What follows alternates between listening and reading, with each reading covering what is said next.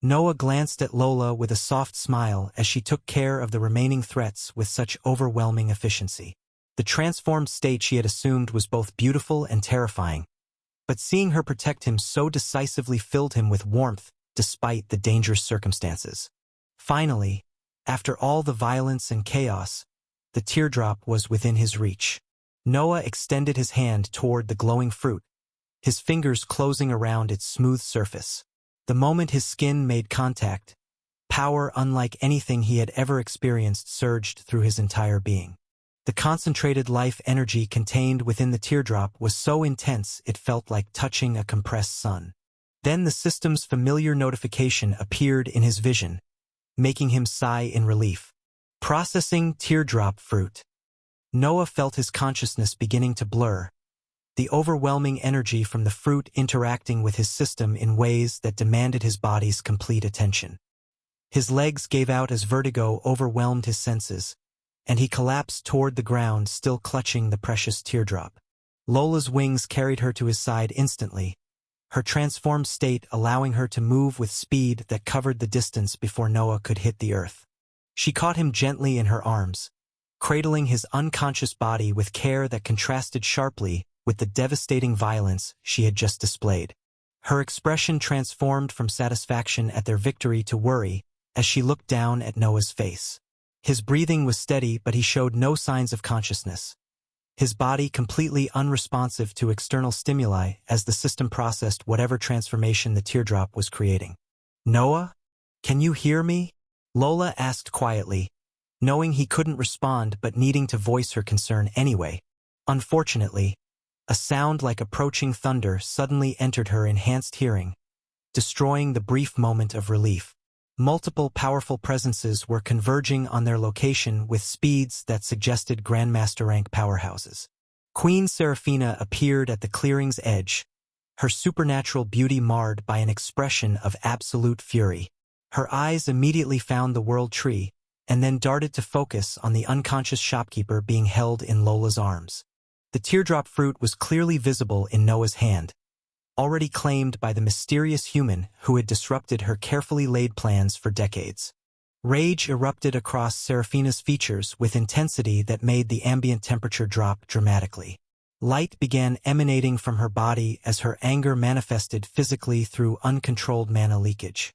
She had discovered the world tree's location through Shams, the ancient elf who had extracted the coordinates directly from Adrian's memories at terrible cost to both participants.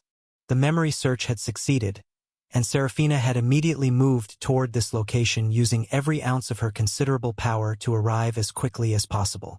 But she was too late. The prize that represented potential victory in her war against the Dark Elves had already been claimed by the shopkeeper whose existence had complicated everything since his arrival in this world.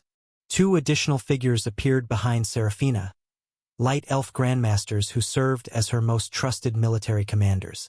Both carried themselves with the confidence and power of practitioners who had reached the apex of conventional advancement, their combined presence adding substantial threat to an already dangerous situation. The male grandmaster was tall and severe, his expression showing cold calculation as he assessed the battlefield and the corpses of multiple grandmaster-rank beasts scattered across the scorched earth. The female grandmaster appeared younger but carried herself with equal authority, her eyes already tracking potential attack vectors and defensive positions. Lola looked at the three new arrivals with a grim expression. She couldn't understand how dramatically the situation had just deteriorated after what she had thought was their victory. Her fire wings remained manifested, the transformed state still active and providing her with peak capabilities, but facing three Grandmaster rank opponents including a queen who was also at the peak of Archmage rank from her consumption of the luxury smoothie represented a genuine threat even to her current power. More concerning was Noah's unconscious state. She couldn't fight effectively while protecting his vulnerable form, and retreating might trigger pursuit that she couldn't shake while carrying him. The tactical situation had transformed from victorious to potentially catastrophic within seconds. "That fruit belongs to the Light Elf Kingdom," Seraphina declared, her voice carrying absolute authority despite the fury underlying every word. "You have stolen what was rightfully ours to claim. Surrender the shopkeeper and what remains of the teardrop immediately, or face destruction. Lola's grip on Noah tightened protectively, her wings spreading wider in unconscious defensive posture. This fruit belonged to whoever could claim it. We fought for it and won. Your arrival after the battle concluded doesn't grant you any rights to what we earned. Rights? Serafina laughed bitterly, the sound carrying no humor. You speak of rights before me with our stolen treasure?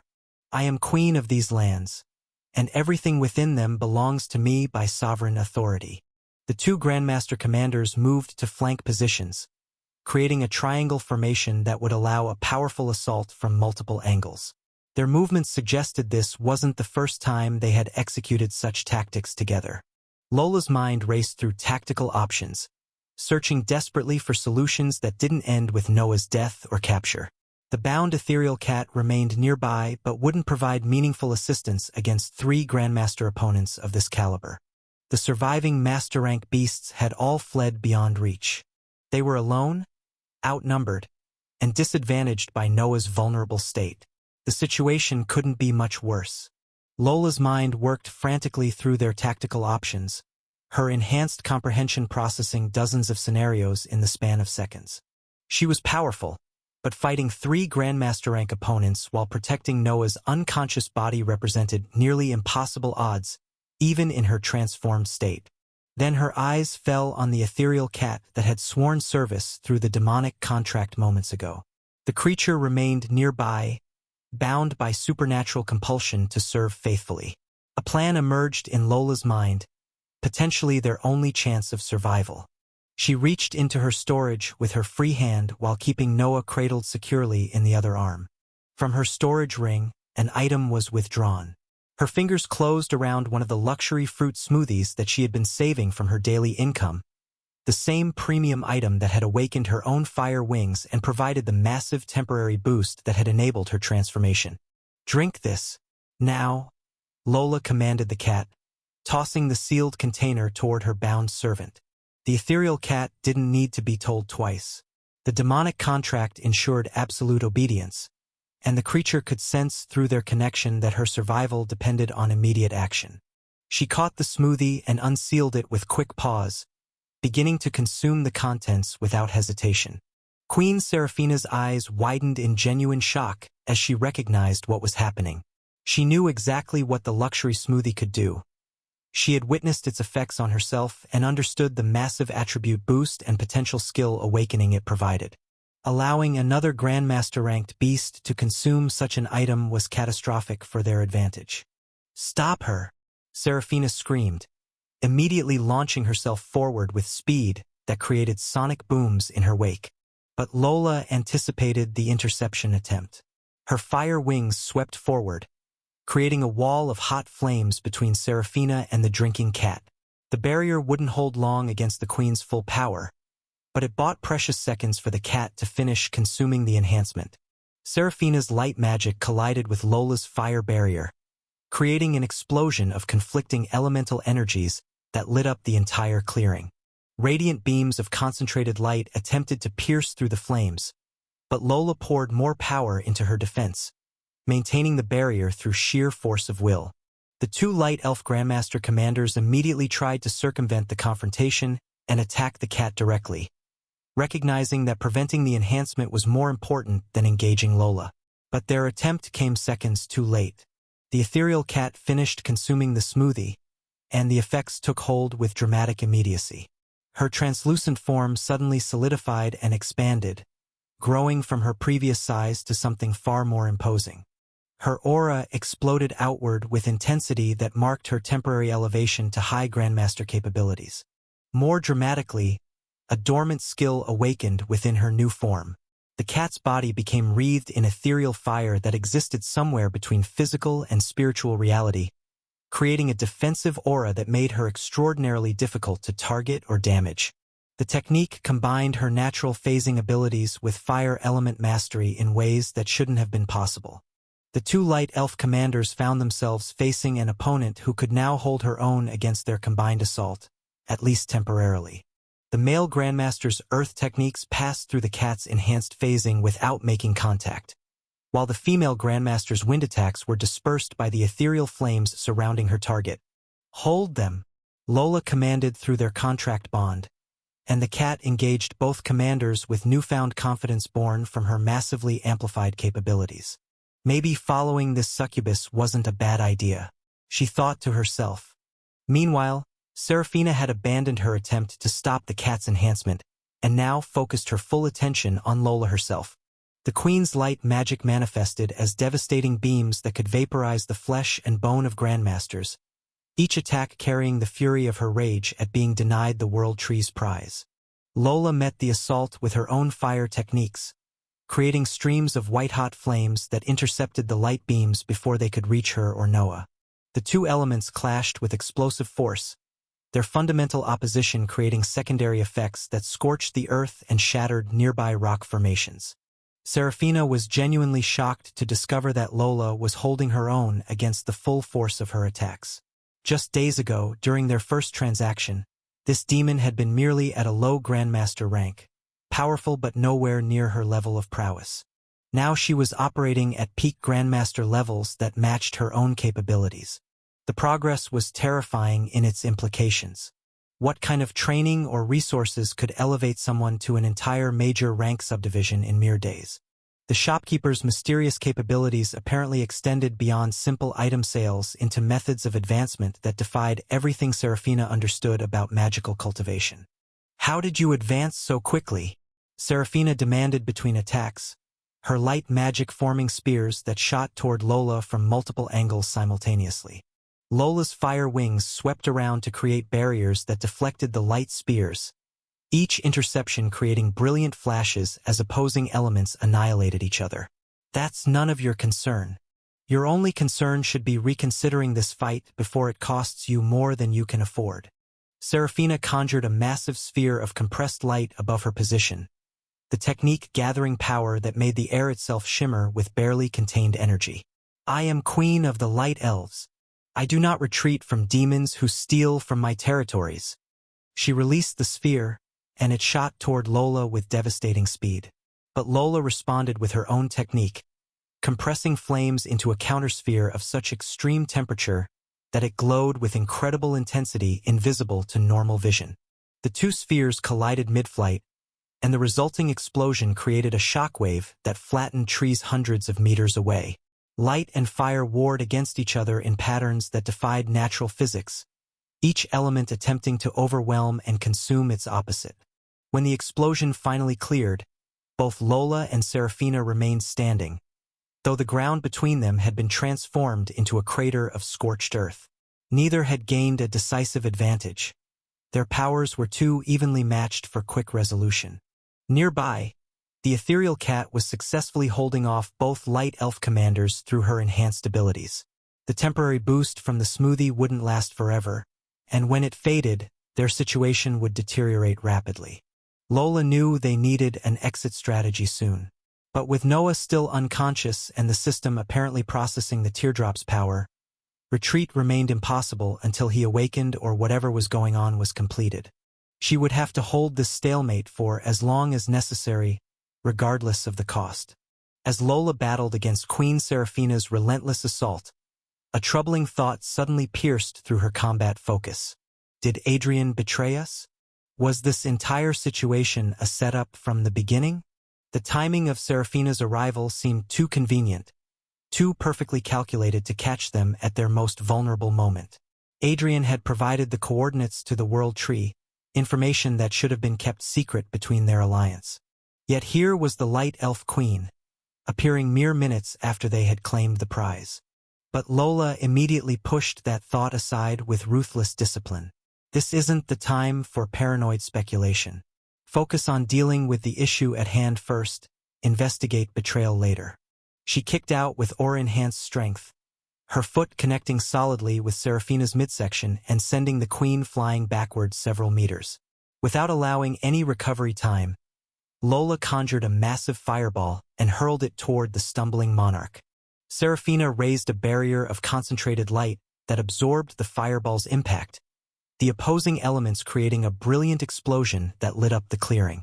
The queen immediately recovered from her defensive posture and darted forward again, her speed amplified by whatever enhancements she had consumed. Her attacks came in rapid succession: light spears, radiant beams, and solid constructs of hardened photons that struck from multiple angles. Lola's fire wings worked overtime to deflect and counter each technique, creating a spectacular display of elemental warfare that transformed the battlefield into something resembling a natural disaster. The Queen's movements suddenly became slightly more sluggish, barely perceptible but noticeable to Lola's enhanced perception. Seraphina's temporary attribute boosts were beginning to fade. The premium items she had consumed to reach this location at maximum speed were running out of duration. Recognizing the critical moment, Seraphina created distance with a powerful light burst that forced Lola backwards.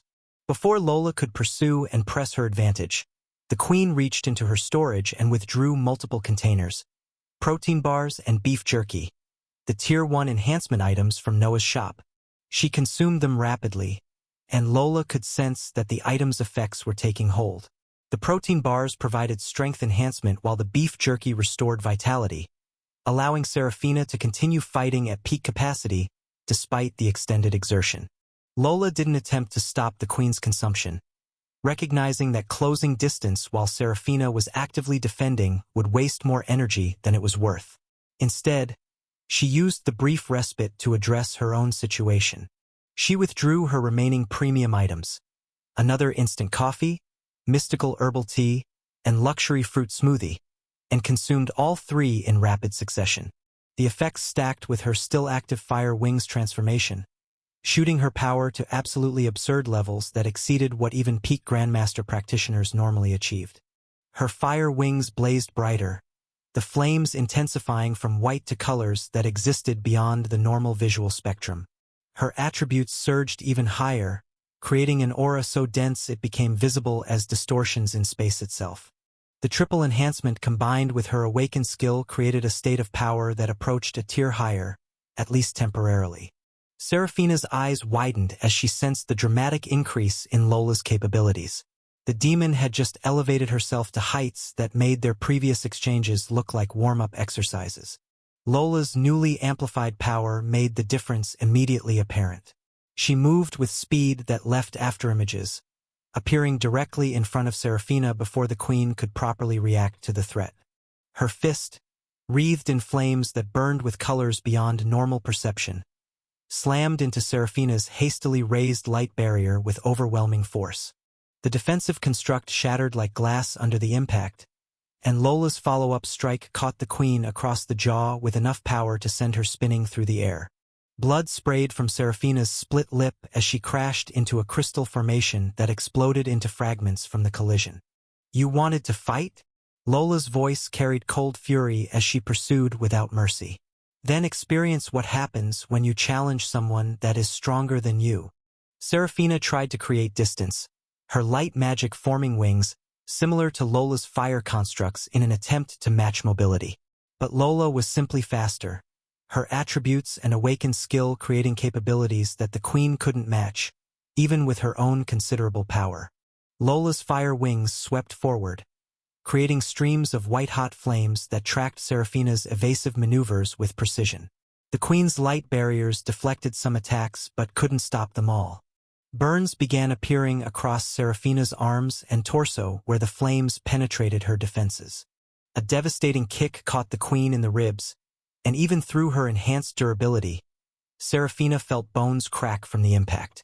She coughed blood as she was sent tumbling across the scorched earth, her supernatural beauty marred by injuries and the ash covering her previously pristine appearance.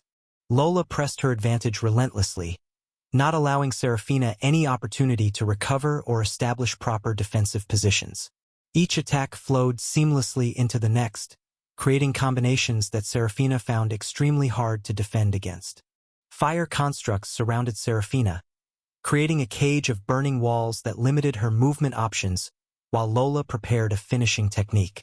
The Queen tried desperately to break through the barriers, but Lola's flames were simply too hot and too well maintained to penetrate without suffering catastrophic burns. "This is what you get for threatening my soulmate, especially after everything he had done for you," Lola stated coldly, compressing flames into a sphere similar to what she had used against the Grandmaster beasts. Consider it a lesson about choosing your battles more carefully. But before Lola could release the devastating attack, new presences arrived at the clearing's edge.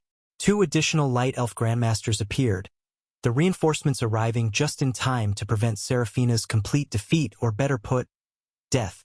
The newcomers were clearly elite practitioners, an older male whose aura suggested mastery over the wind element, and a younger female.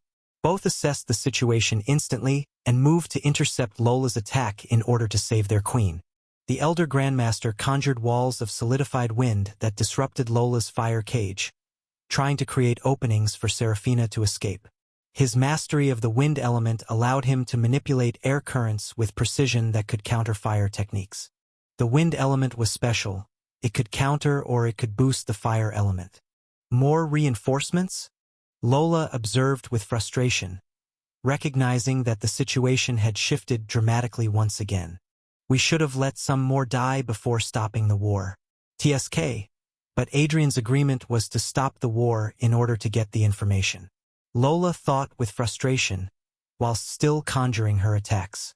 More would have arrived to ensure absolute numerical superiority, but the Light Elves needed to maintain defensive forces in case the Dark Elves launched opportunistic attacks. The ceasefire treaty between the kingdoms had theoretically expired since the planned auction timing had already passed without occurring. Both sides were now operating in a state of uncertain hostility where major military movements could trigger open warfare. The Light Elves also needed to be sneaky with their movements, not to alert the Dark Elves about what was happening. A huge military move from the Light Elves would arouse suspicion and would be difficult to hide from the Dark Elves. The 2 new Grandmasters combined their assault, their combined techniques creating pressure that even Lola's enhanced state struggled to completely overwhelm whilst dealing with Seraphina. The Elder Wind Specialist used his element to try to redirect and disperse her flames, preventing them from reaching full destructive potential. His conjured spells would have been practically useless had Lola not been occupied with Seraphina and the female elf. The younger female Earth Specialist created defensive barriers and terrain manipulation that limited Lola's mobility while providing cover for her allies. Seraphina, given precious moments to recover, consumed additional enhancement items and rejoined the battle despite her injuries. Her pride in Lola's power wouldn't allow her to remain sidelined while subordinates fought her battles, and her anger at being beaten so decisively fueled her determination. The 3 worked in perfect coordination. When Lola launched devastating fire attacks, the Wind Specialist would redirect their trajectories, while the Earth Specialist raised barriers to absorb most damage. Seraphina's light magic would then counterattack through the openings created by her subordinates' defensive work. Combined together, they formed a cohesive unit that could stop Lola's overwhelming assaults through coordinated effort. But alone, any single one of them would amount to nothing against Lola's current power level. Now, Lola faced 2 Grandmaster rank opponents coupled with a peak Grandmaster working in harmony, and the dynamic had shifted from domination to a stalemate. She was still holding her own, her triple enhancement and awaken skill providing capabilities that exceeded normal peak Grandmaster levels, but the coordinated assault from multiple directions forced her into defensive patterns rather than aggressive offense. Fire wings swept constantly to deflect attacks from multiple angles, while Lola attempted to maintain her protective position over Noah's unconscious form. Each opponent required different responses. The Queen's light magic needed to be countered with really powerful fire control, the Elder's wind techniques were a pain in the ass, and the Earth Specialist's terrain manipulation restricted her movement options even if it was slight. "You cannot win this," Seraphina declared, her voice strained but carrying confidence. "Surrender the shopkeeper and the teardrop, and I will allow you to leave with your life." Lola's response was to generate a massive explosion of flames that forced all 3 opponents backwards, creating temporary space. "I faced worse odds than 3 injured elves and survived. Your reinforcements bought you time, nothing more." Meanwhile, the ethereal cat was experiencing her own shift in battle dynamics. The luxury smoothies enhancement had elevated her capabilities to heights she had never imagined possible, and that power was being put to brutal use against the 2 light elf commanders. Her ethereal flames created a defensive aura that made landing solid hits nearly impossible. The male commander's earth techniques passed through her phased form without effect, while the female commander's wind attacks were dispersed by the spiritual fire surrounding her body. But more than just defense, the cat was dealing devastating damage through counterattacks. Her claws, enhanced by both the smoothie and her awakened skill, could phase through conventional defenses to strike directly at the elf's vulnerable flesh. Each successful hit left deep wounds that normal healing struggled to address. The male commander was bleeding heavily from multiple lacerations across his torso, his armor having proven useless against attacks that simply ignored physical barriers. The female commander's left arm hung uselessly at her side, the shoulder joint shredded by a phasing strike that had bypassed her wind shield entirely. How is a beast this powerful?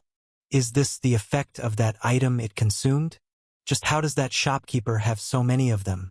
The male gasped between defensive maneuvers, genuine fear entering his voice for the first time. The cat's response was to launch another assault, her enhanced speed allowing her to close the distance before either commander could properly react.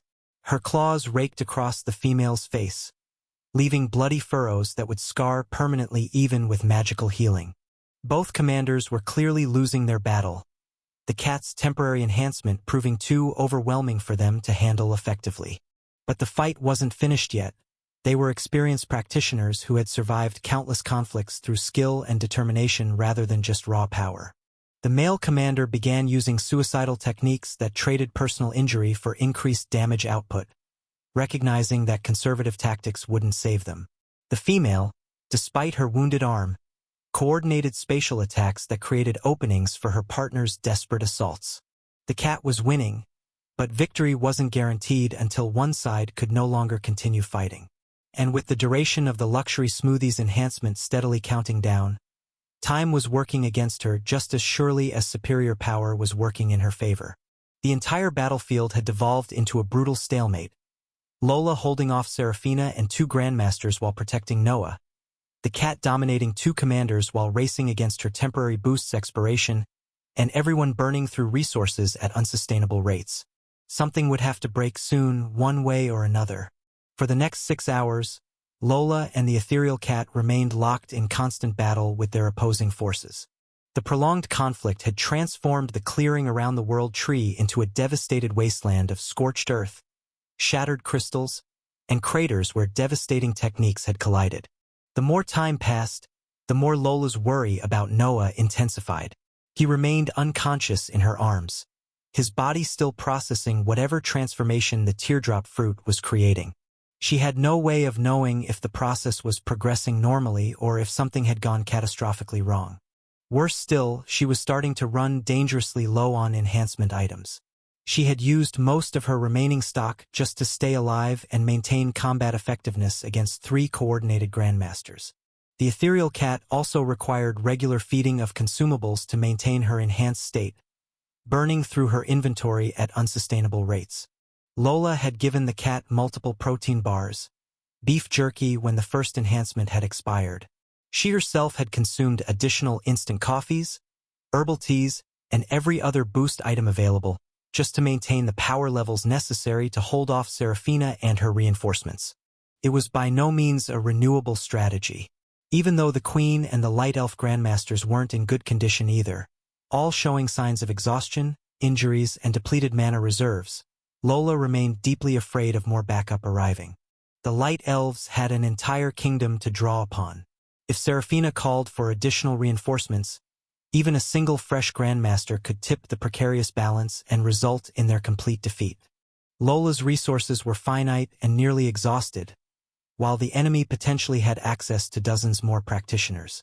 Her fire wings flickered occasionally now, showing signs of strain from hours of sustained manifestation.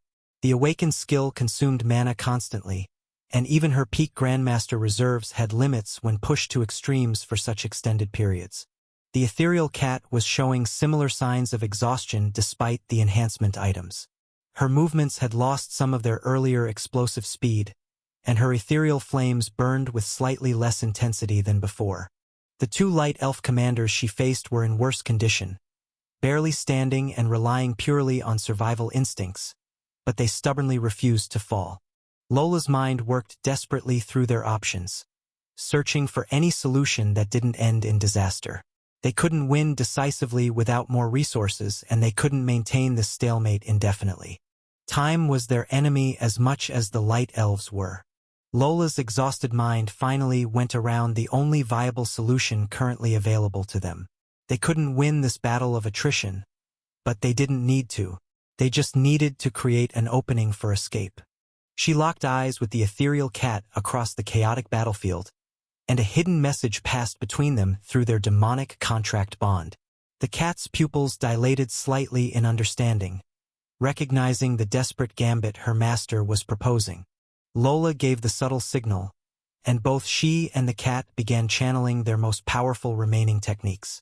The buildup was obvious and dramatic, Lola's fire wings blazing with concentrated energy, while the cat's ethereal flames coalesced into devastating potential. The two Light Elf commanders fighting the cat had prepared to defend against her attack like they had countless times over the past 6 hours. Their defensive stances and barrier preparations aimed at intercepting whatever she launched at them. But at the critical moment, both Lola and the cat redirected their fully charged attacks away from their immediate opponents. Instead, both devastating techniques converged on a single target: Queen Seraphina herself. The sudden change of direction took everyone completely off guard. The two commanders' eyes went wide with shock and horror as they realized their queen was about to face the combined assault of two charged attacks without proper defensive preparation. "No!" the male commander shouted, attempting to redirect his wind current toward Seraphina's position. "Your Majesty!" the female screamed, trying desperately to create earth barriers that could deflect the incoming attacks. The Wind and Earth Specialist Grandmasters who had been fighting Lola also rushed immediately to Seraphina's side, abandoning their offensive positions to help protect their queen against the combined assault.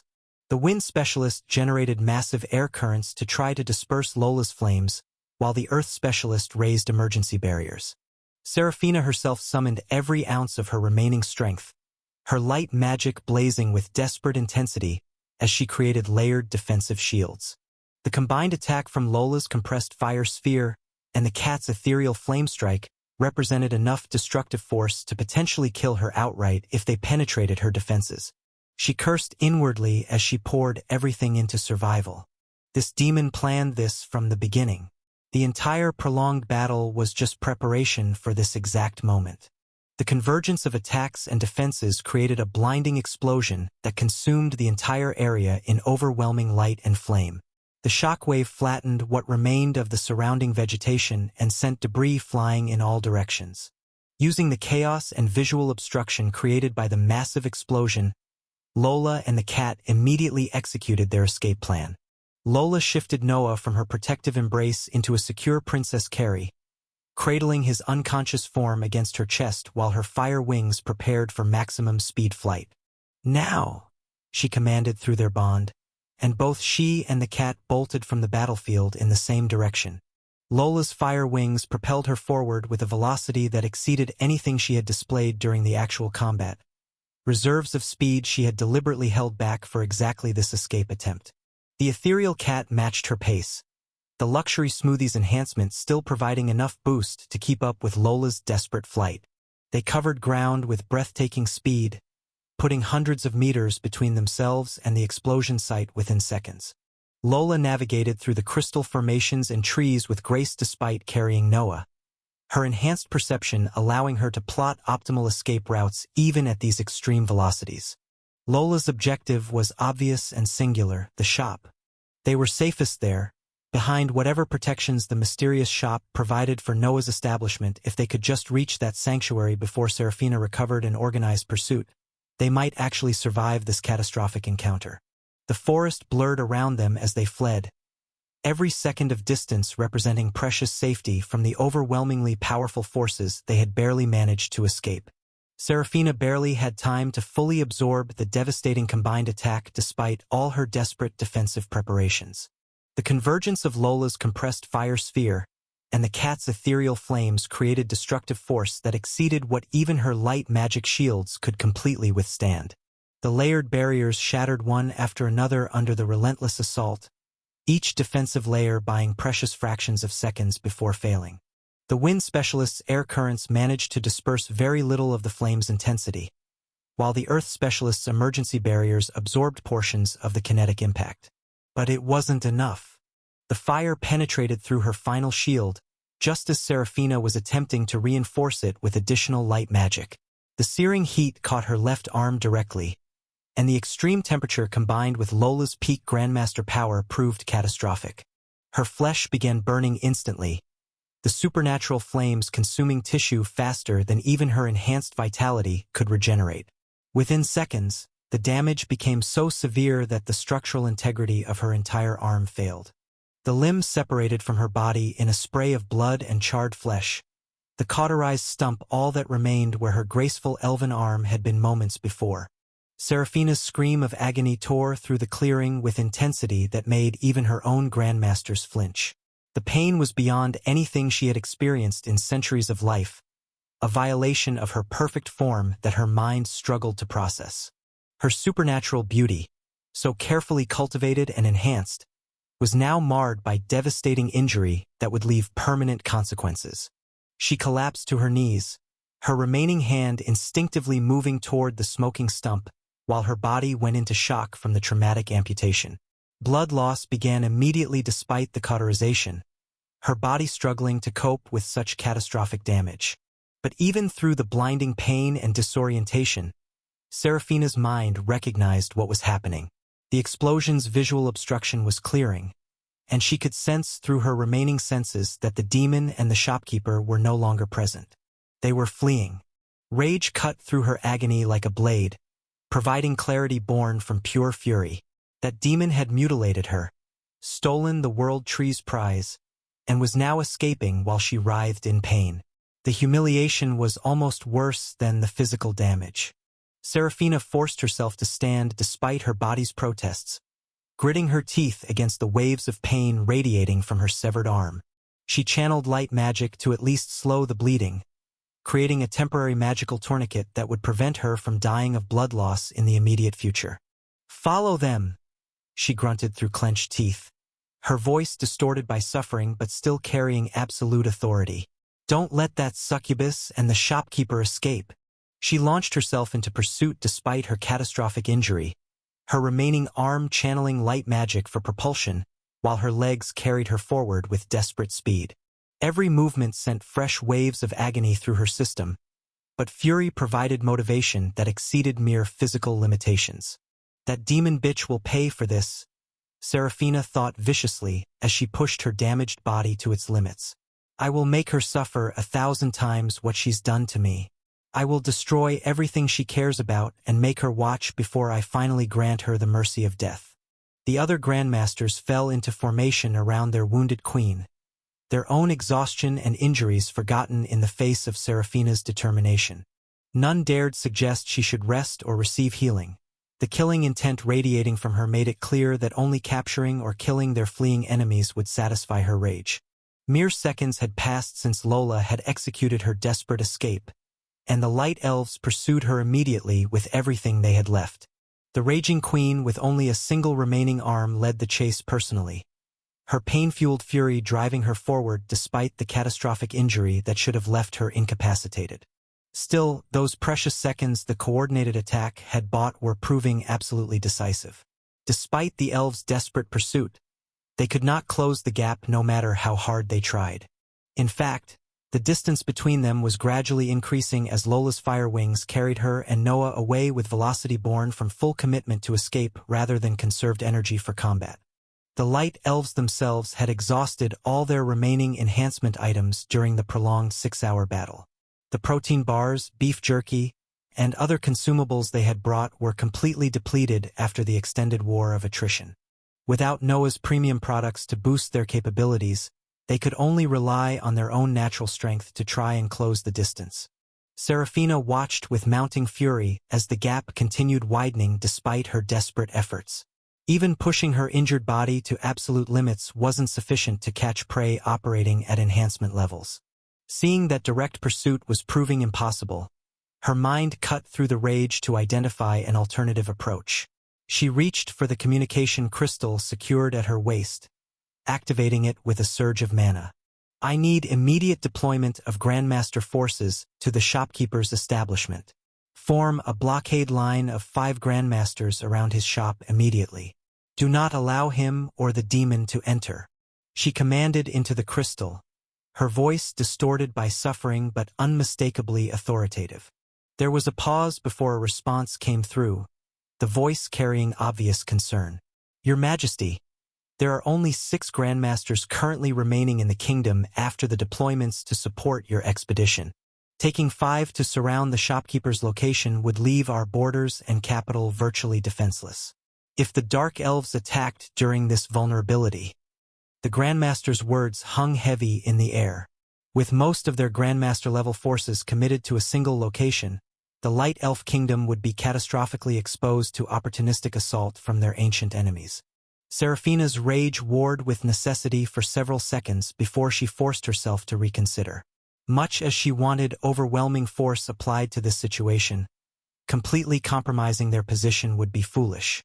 3 grandmasters, she amended through gritted teeth, the concession clearly costing her pride. Deploy the 3 strongest to establish immediate blockade around the shop. The remaining 3 should maintain defensive positions at the borders but be prepared to reinforce when I command it. Move now. Her tone carried such venomous authority that the elf on the other end of the communication crystal didn't dare question or delay further despite the dangerous strategic implications. It will be done immediately, Your Majesty, came the prompt response before the connection terminated. Seraphina maintained her pursuit despite knowing that direct interception was now impossible. But if she could drive Lola toward the shop where fresh grandmasters waited in ambush, the demon would find herself trapped between 2 forces with nowhere left to run. At the border between the dark and light elf territories, the station scouts witnessed an extraordinary development. 3 grandmaster-level auras suddenly departed from the light elf kingdom and moved with purposeful speed toward the mysterious shopkeeper's establishment in the neutral gray zone. The dark elf observers immediately activated their communication crystals, knowing that such unusual grandmaster deployment represented either significant opportunity or catastrophic threat that required immediate royal attention. Lord Darien, the lead scout reported with urgency, 3 light elf grandmasters have just surrounded the shopkeeper's location. They're establishing what appears to be a blockade formation around his shop. King Darien received the report in his obsidian throne room, his expression remaining carefully neutral as he processed the words of his subordinates. He remained silent for several long moments, his mind working through possible scenarios that would justify such dramatic redeployment of critical military assets. For the Light Elves to send 3 grandmasters to surround the shop, something significant must have happened. The ceasefire had technically expired, making both kingdoms vulnerable to opportunistic attacks. Yet Seraphina was willing to commit some of her remaining grandmaster forces to a single location focused on the mysterious human merchant. Was she not afraid of a potential ambush? Either she had finally decided to eliminate the shopkeeper as a potential threat, or something had occurred involving him that demanded immediate, overwhelming response. Neither possibility boded well for maintaining the delicate status quo that had existed around the interdimensional merchant. Send a scout to investigate the situation more closely in the Elven Kingdom, Darien commanded after his period of contemplation. But make absolutely certain to remain hidden and avoid detection. Do not reveal yourself under any circumstances. I want eyes on what's happening at that shop, but I will not risk exposing our plans. He leaned forward slightly, his dark eyes glinting with malicious intent. If the Light Elves are focusing their limited Grandmaster forces on the shopkeeper, they're creating vulnerability elsewhere. Have our border forces move closer to optimal striking positions, but do not cross into their territory. Be prepared to exploit any opportunities that develop. The communication crystal acknowledged his orders before the connection terminated. Darien remained seated, his mind already working through contingency plans for whatever chaos was unfolding around the mysterious shop that had disrupted the careful balance between their kingdoms. If Seraphina had made a catastrophic miscalculation, he intended to capitalize on it ruthlessly. The desperate pursuit continued through the ancient forest as Lola pushed her fire wings to their absolute limits. Every second bought more precious distance from the injured but furious queen and her grandmaster escorts. The gap had widened to several hundred meters now, but Lola could still sense their relentless determination behind her. Finally, after what felt like an eternity of sustained flight, they were only a few miles away from the shop. Lola's eyes could make out the familiar structure in the distance, that sanctuary between kingdoms where Noah's mysterious system provided protection that transcended normal magical defenses. Relief flooded through her exhausted body at the sight. They were going to make it. Despite the overwhelming odds, the catastrophic battle, and the resources burned to survive, they had actually escaped with both Noah and the precious teardrop fruit. She glanced down at Noah's unconscious face briefly, her expression mixing sadness at his vulnerable state with profound relief that they would soon reach safety. Her grip on him tightened protectively as her fire wings carried them forward. "I will protect you, like you protected me. I won't let you down, Noah. I promise," Lola whispered, her voice carrying emotions too complex to fully articulate. The ethereal cat was perched on Lola's shoulder, having abandoned her attempts to keep pace on foot. No matter how fast the feline could run, she simply couldn't match the velocity Lola's awakened fire wings provided during desperate flight. So she had decided to ride along, her smaller form adding negligible weight to Lola's burden. The shop grew larger in their vision with each passing second, sanctuary tantalizingly close. Just a few more minutes of sustained flight and they would reach the protective boundaries of Noah's establishment. But even as hope surged, Lola's sharp perception detected something that made her heart sink with dread. 3 powerful auras had positioned themselves around the shop in a formation. Fresh Grandmaster-level presences that hadn't been exhausted by hours of combat, waiting in ambush exactly where she needed to go. The trap had been set, and she was flying directly into it. Still, Lola could do nothing about the trap waiting ahead. As she felt her current enhancement beginning to fade once more, she reached into her rapidly depleting storage and consumed another round of premium items: luxury smoothie, herbal tea, and instant coffee. The familiar surge of power flooded through her exhausted system, buying precious additional time. Although she had grown fond of the ethereal cat during their desperate battle, Noah remained her absolute priority. He was her only purpose now, the singular focus that justified any sacrifice necessary to reach the shop's safety. Even if that meant using the cat as a distraction or sacrifice to buy those final critical seconds. She withdrew one more enhancement item and passed it to the cat on her shoulder. "When we engage those 3 Grandmasters, you will attack and disturb them. Create enough chaos for me to break through their formation with Noah." The cat wasn't stupid. It had consumed the protein bar Lola offered and immediately recognized that such a modest enhancement wasn't remotely sufficient to deal with 3 fresh, powerful Grandmasters waiting in coordinated ambush. The feline understood with brutal clarity that once Serafina and her forces caught up from behind, it would be trapped between 2 overwhelming groups with no hope of survival. But the demonic contract didn't allow refusal or negotiation.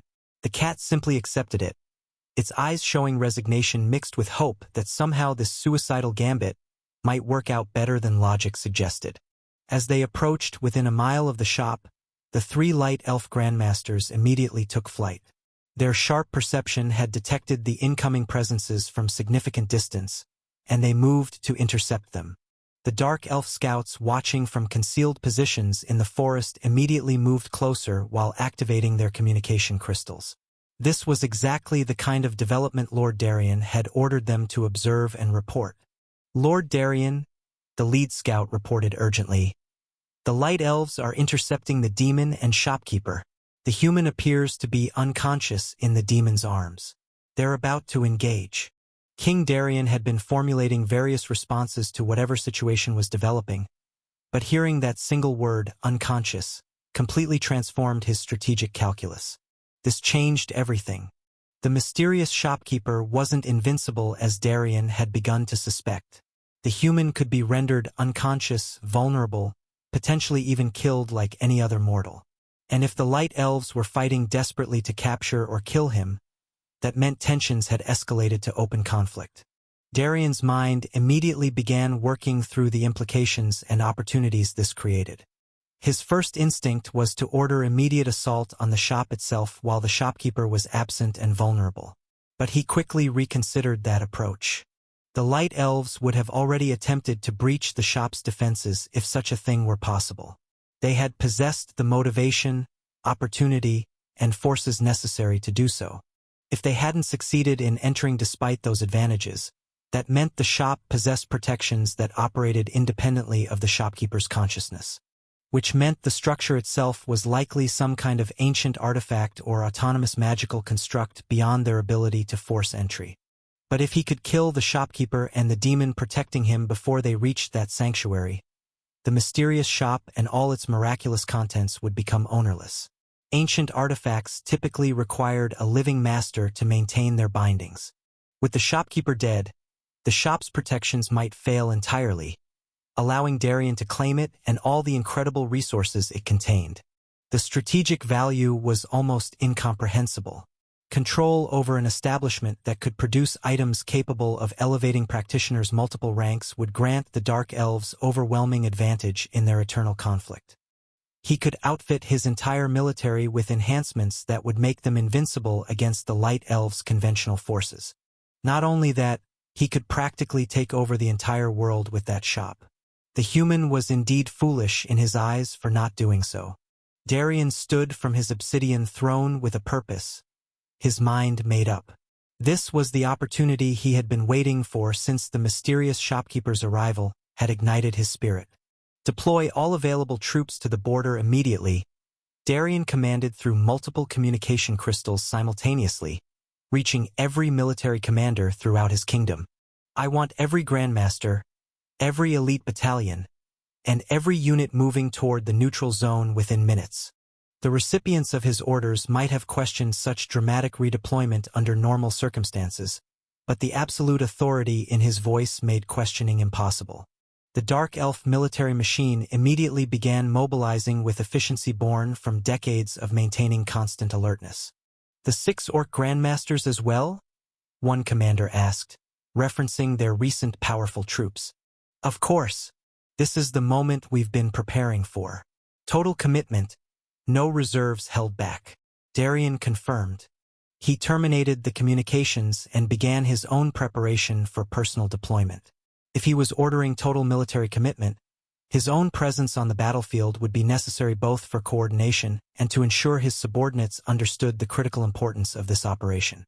Furthermore, he needed to make sure everything went smoothly. Otherwise, this would be the end of his reign if the Light Elves were able to dethrone the shopkeeper from the mysterious artifact. Within minutes, the Dark Elf Kingdom's entire military force began converging on the border with precision. Grandmasters teleported or flew at maximum speed. Elite battalions moved through pre-established rapid deployment routes. The 6 massive Orc warriors began their thunderous march toward the designated coordinates. The careful balance that had existed between the kingdoms was about to shatter completely, and Darien intended to ensure that when the chaos settled, his forces would be the ones standing victorious over the shopkeeper's corpse and claiming the prize that would secure Dark Elf dominance for generations to come. The neutral zone where Noah's shop stood peacefully was about to become the site of the most catastrophic battle the region had witnessed in centuries, with 3 major factions converging simultaneously on a single target. And Noah remained unconscious through it all, completely unaware that his vulnerable state had just triggered events that would reshape the landscape of this entire region. Arriving within a few hundred meters of the shop, Lola and the 3 Light Elf Grandmasters confronted each other in midair. The fresh opponents had positioned themselves in a triangular formation designed to create overlapping fields of fire that would be nearly impossible to evade. Lola didn't stop or slow her desperate flight. She simply continued forward with grim determination, gambling everything on breaking through their blockade through sheer momentum and power. The Light Elves, having already prepared their assault during the seconds they'd waited, unleashed their attacks simultaneously. The Wind Specialist conjured a devastating tornado infused with cutting blades of compressed air. The Earth Specialist created a barrage of stone rocks that shot forward like artillery shells. The 3rd Grandmaster, who specialized in water manipulation, generated columns of superpressured liquid that could pierce through steel. The 3 elemental attacks converged toward Lola and Noah with overwhelming destructive potential, their combined power representing enough force to kill most Grandmaster practitioners outright. The ethereal cat immediately intercepted, launching herself from Lola's shoulder with desperate courage. Her body generated a barrier of ethereal flames that absorbed some of the incoming damage, buying precious seconds for her master's escape. Lola simultaneously helped deplete the attack's momentum by conjuring a massive fireball and hurling it directly toward the converging elemental forces. The sphere of flames met the combined assault head-on, creating an explosion that lit up the entire area. The fireball clashed with the overwhelming elemental force the elves had sent, managing to stop their advance for several critical seconds. The opposing energies warred against each other in a terrifying display, fire attempting to disperse wind, evaporate water, and melt stone through sheer intensity. But ultimately, the three coordinated attacks from fresh grandmasters operating at full power won the exchange.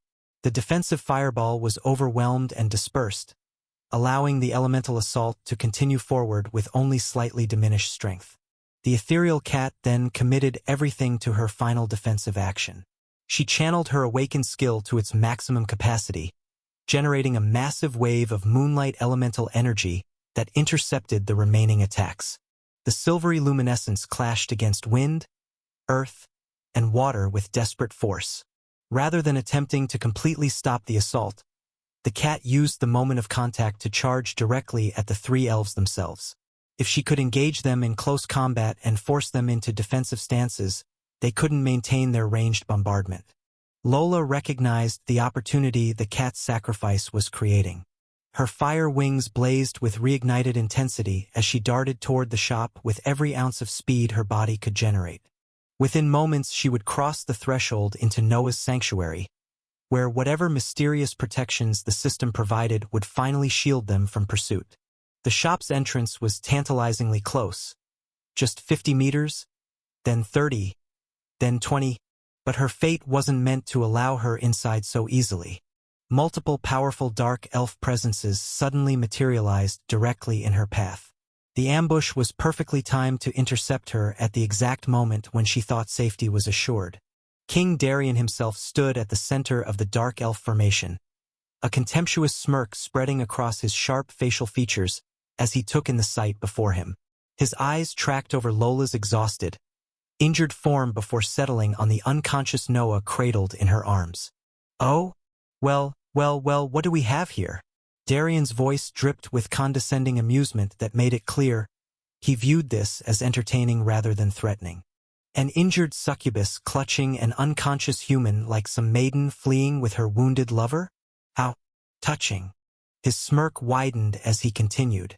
"Did you perhaps suck him dry with your demonic appetites? I've heard such rumors about how dangerous succubi are in bed. It seems this particular human wasn't strong enough to satisfy your needs. What a disappointing specimen."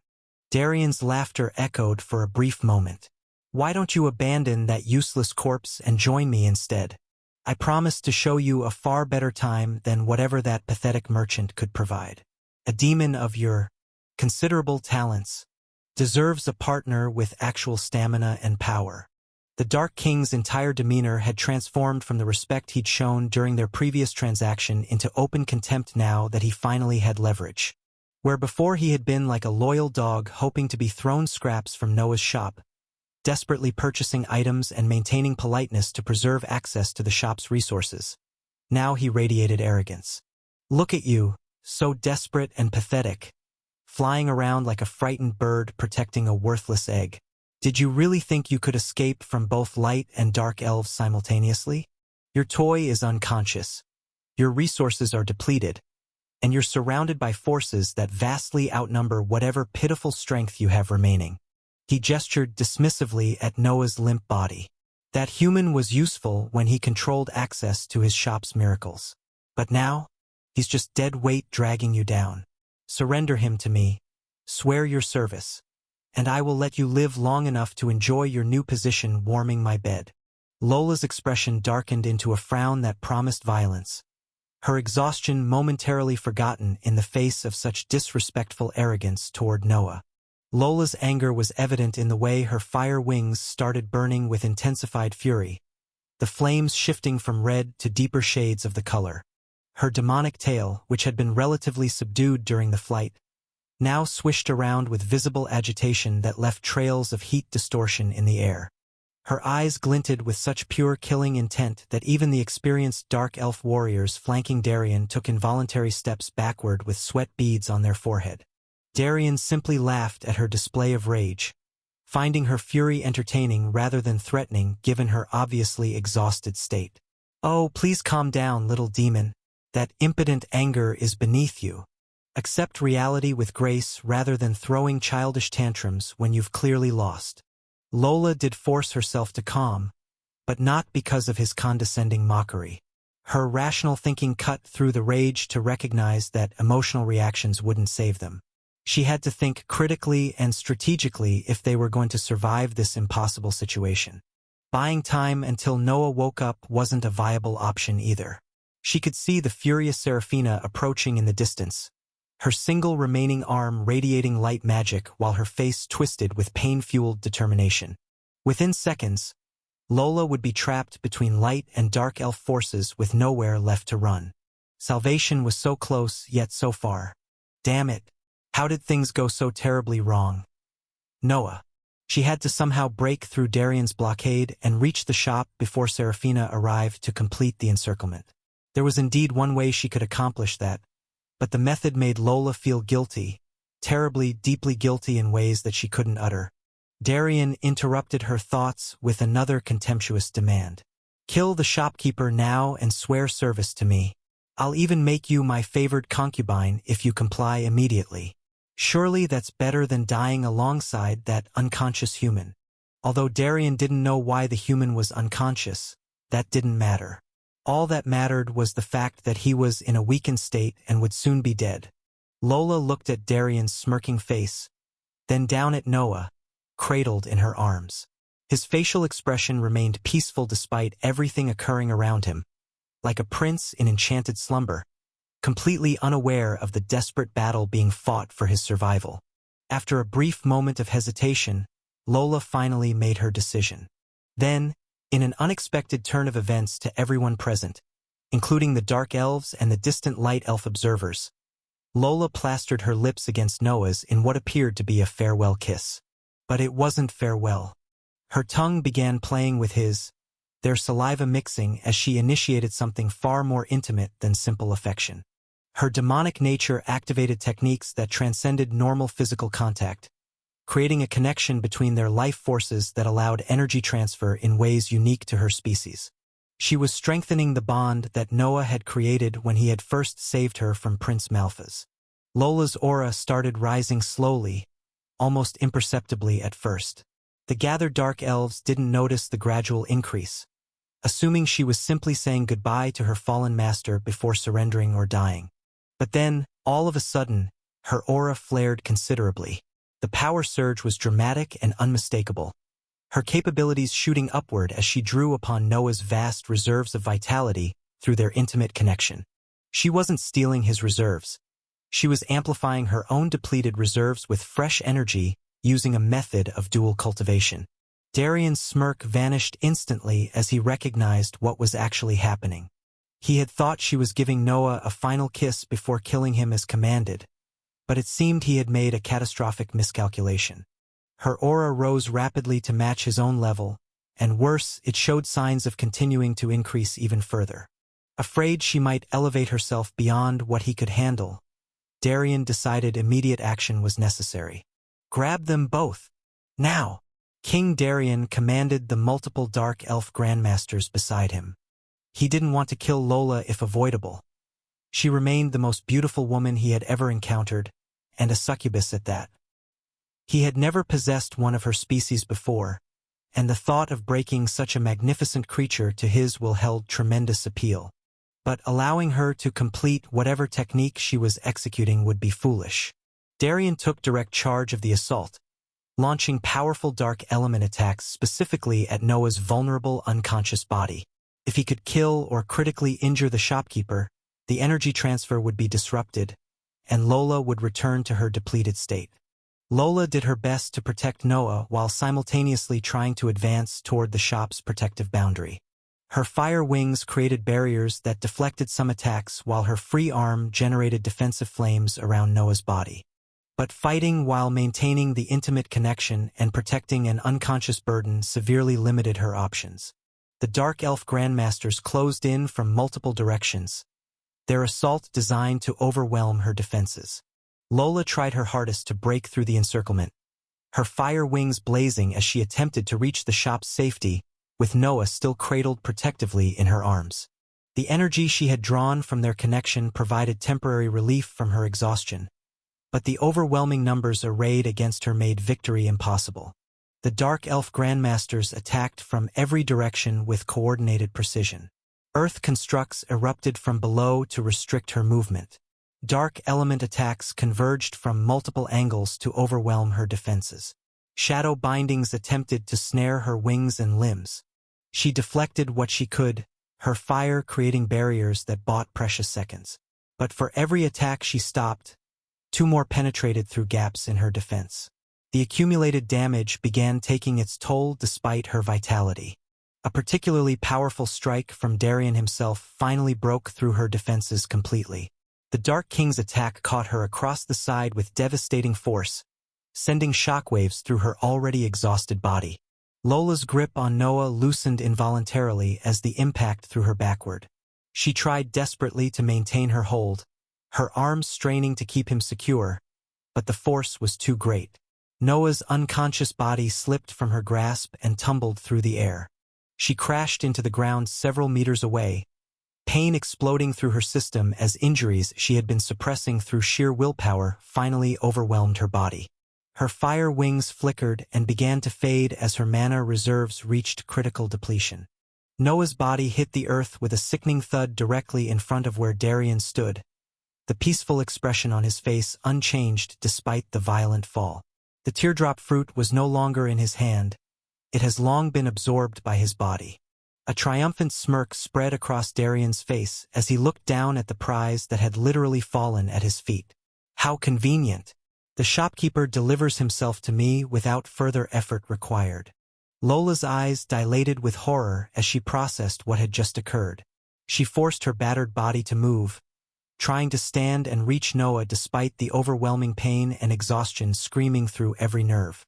Her muscles refused to obey properly, her legs collapsing under her weight as she attempted to rise. "No! No!" Lola shouted desperately, her voice breaking with emotion that transcended her nature. She clawed at the ground, trying to drag herself forward even though her body had reached its absolute limits. Darien didn't even glance at her pathetic attempts. He could tell that she had no power left in her body. His attention remained fixed on Noah's unconscious form as he began channeling his dark element magic. A spear of absolute darkness materialized in his hand, the weapon constructed from concentrated shadow that seemed to absorb all light around it. "The artifact is mine now," Darien declared with cold satisfaction, raising the dark spear above Noah's chest. "And without its master, I will claim everything that mysterious shop contains." He plunged the spear downward with decisive force, the shadow construct driving toward Noah's heart with lethal intent. Tui! The sound of flesh being torn apart erupted sickeningly across the clearing. Blood began flowing immediately, the crimson liquid stark against the dark spear's lightless surface. Lola watched the entire scene unfold from where she lay broken on the ground, unable to move or intervene despite every fiber of her being screaming to save Noah. Her vision blurred as her mind struggled to process what had just occurred. Tears began flowing down her face, cutting clean tracks through the ash and blood covering her face. The demonic pride that typically prevented such emotional displays shattered completely in the face of absolute failure. She had promised to protect him. She had sworn she wouldn't let him down. And now she could only watch as the person who had saved her life, given her purpose, and treated her with genuine care rather than as a tool or servant, was murdered before her eyes while she lay helpless and broken. Darien stood over Noah's impaled body, but his expression showed frustration rather than satisfaction. He could still feel the faint heartbeat beneath his spear, the stubborn persistence of life clinging despite the mortal wound. "Pathetic human that refuses to die properly," Darien snarled with contempt, raising his dark spear for another strike. "Let me help you pass along." He plunged the shadow weapon downward once more, this time angling directly for Noah's heart. The spear pierced through flesh and bone, penetrating deep into the vital organ that sustained his life. The faint heartbeat that had persisted through the first strike finally stopped. The flow of blood slowed and then ceased as Noah's body could no longer maintain circulation. His chest stopped rising with breath. Noah Carter was officially dead. Darian began laughing with maniacal triumph, the sound echoing across the devastated clearing. Finally, the shopkeeper is dead and his treasures are mine. Everything that mysterious establishment contains now belongs to. A familiar and terrifying aura suddenly entered his perception, cutting his celebration short. Queen Seraphina had arrived within eyesight, her single remaining arm blazing with light magic while her face twisted with fury at seeing the Dark Elf King standing over the shopkeeper's corpse. Darian's laughter died immediately. He had to get inside the shop and claim its contents before Seraphina could interfere. Once he controlled whatever ancient artifact powered that establishment, he could defend it against even her wounded rage. He immediately turned and walked toward the shop's entrance with purposeful strides. His hand closed around the door handle and pulled, expecting the mechanism to open now that its master was dead. But the handle wouldn't budge. The door remained firmly sealed despite his strength. Darian frowned and applied more force, channeling his peak Grandmaster-level power into simply yanking the door open through brute strength. The wood should have shattered, the hinges should have torn free, but nothing happened. The door remained as immovable as if it were carved from solid mountain rather than ordinary material. It must have some sort of hidden mechanism, Darian thought with growing frustration. Blood recognition or magical signature verification that prevents unauthorized entry. His eyes turned toward his prized possession lying broken on the ground nearby. Lola remained collapsed on the floor, her tear-filled gaze fixed on Noah's lifeless body with an expression of absolute devastation. She seemed unable to fully process what had just occurred. Everything had been going so well for the past weeks, yet everything collapsed at an instant's notice. Lola didn't blame Noah. She blamed herself for being weak. Noah had trusted her strength and judgment in protecting him. Yet she failed to do so. Darian walked over and grabbed her roughly by her hair, yanking her head back with callous disregard for her injuries. He dragged her toward the shop's entrance, her body too exhausted to properly resist. "Open it for me," he commanded coldly. Lola didn't answer, still dazed by the trauma of watching Noah die while she lay helpless. Darian's grip tightened painfully. "Open this door immediately, or I will mutilate his corpse. I'll scatter pieces of him across the forest for scavengers to consume. I will place his head as the entrance to my kingdom. But if you cooperate, I'll ensure he receives a proper burial befitting humans." The threat finally penetrated through Lola's shock. She blinked, awareness returning to her eyes as she processed the horrible choice being offered. Opening the shop for Darian meant betraying everything Noah had built, but allowing his body to be desecrated felt even more unbearable. She made her decision and reached toward the door handle with a trembling hand. Noah had given her authority to access the shop alongside his own, recognizing her as trusted partner rather than mere servant. That authority should allow her to open what remained sealed to others. The door responded to her touch, the lock mechanism recognizing her authorization and disengaging smoothly. The entrance swung open, revealing the shop's interior with all its miraculous items displayed on neat shelves. Darian's eyes went wide with greedy triumph as he saw the treasure trove before him. Premium items that could elevate practitioners' multiple ranks, enhancement consumables that defied their understanding of powerful items, all of it now within his grasp.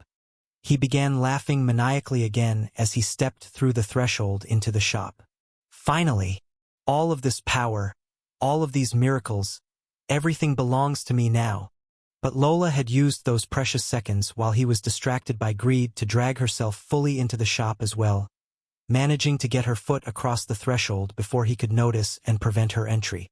And once she was inside, everything changed. Lola immediately invoked her authority within the shop system, something she had never attempted before but desperately hoped would function. "Remove him," Eject the intruder from this establishment. She wasn't sure if it would work since Noah had died. He was the one who had granted her authority in the first place, and with his death that permission might have been revoked automatically. But she tried nonetheless, gambling everything on one final desperate action. And it worked. One moment Darian was standing triumphantly among the shelves, his hands reaching for the nearest premium items. The next moment he was outside the shop, ejected through some force that bypassed his senses entirely. He appeared several meters from the entrance, confusion written across his face as his surroundings changed. His expression shifted rapidly from confusion to fear to absolute fury as he understood what had just occurred. She had administrative authority inside the shop. How is that possible? He had never seen or heard of any ancient artifact system that could grant multiple administrators. The very concept violated everything he understood about magical constructs and their singular binding to masters. He had suspected that the human shopkeeper possessed some sort of special power or leverage. Hence, the reason why he never tried to oppose him. Never in a million years had he imagined that authority could be shared or transferred. How could an ancient artifact be tied to two separate people simultaneously? In his mind, it was a theoretical impossibility according to every magical principle he had ever understood. Darian's fury fueled his body. He launched a devastating dark element attack directly at the shop's walls, pouring his full Grandmaster power into an assault designed to shatter whatever protective barriers existed. The attack struck the shop's exterior and simply vanished, absorbed or negated by invisible protections that left no trace of the tremendous energy that should have devastated the structure. It was as if his technique had never existed at all. Inside the shop, Lola tried desperately to use her remaining mana to retrieve Noah's body from where it lay just outside. She reached out with telekinetic force born from her fire manipulation, attempting to drag his corpse across the threshold into safety. But the other Dark Elf Grandmasters immediately grabbed hold of Noah's body the moment they sensed her magical attempt. They held him firmly in place, recognizing that his corpse might still have value as leverage or as proof of their victory. Darian himself added his strength to preventing the retrieval, his furious determination ensuring that Lola couldn't reclaim even Noah's remains.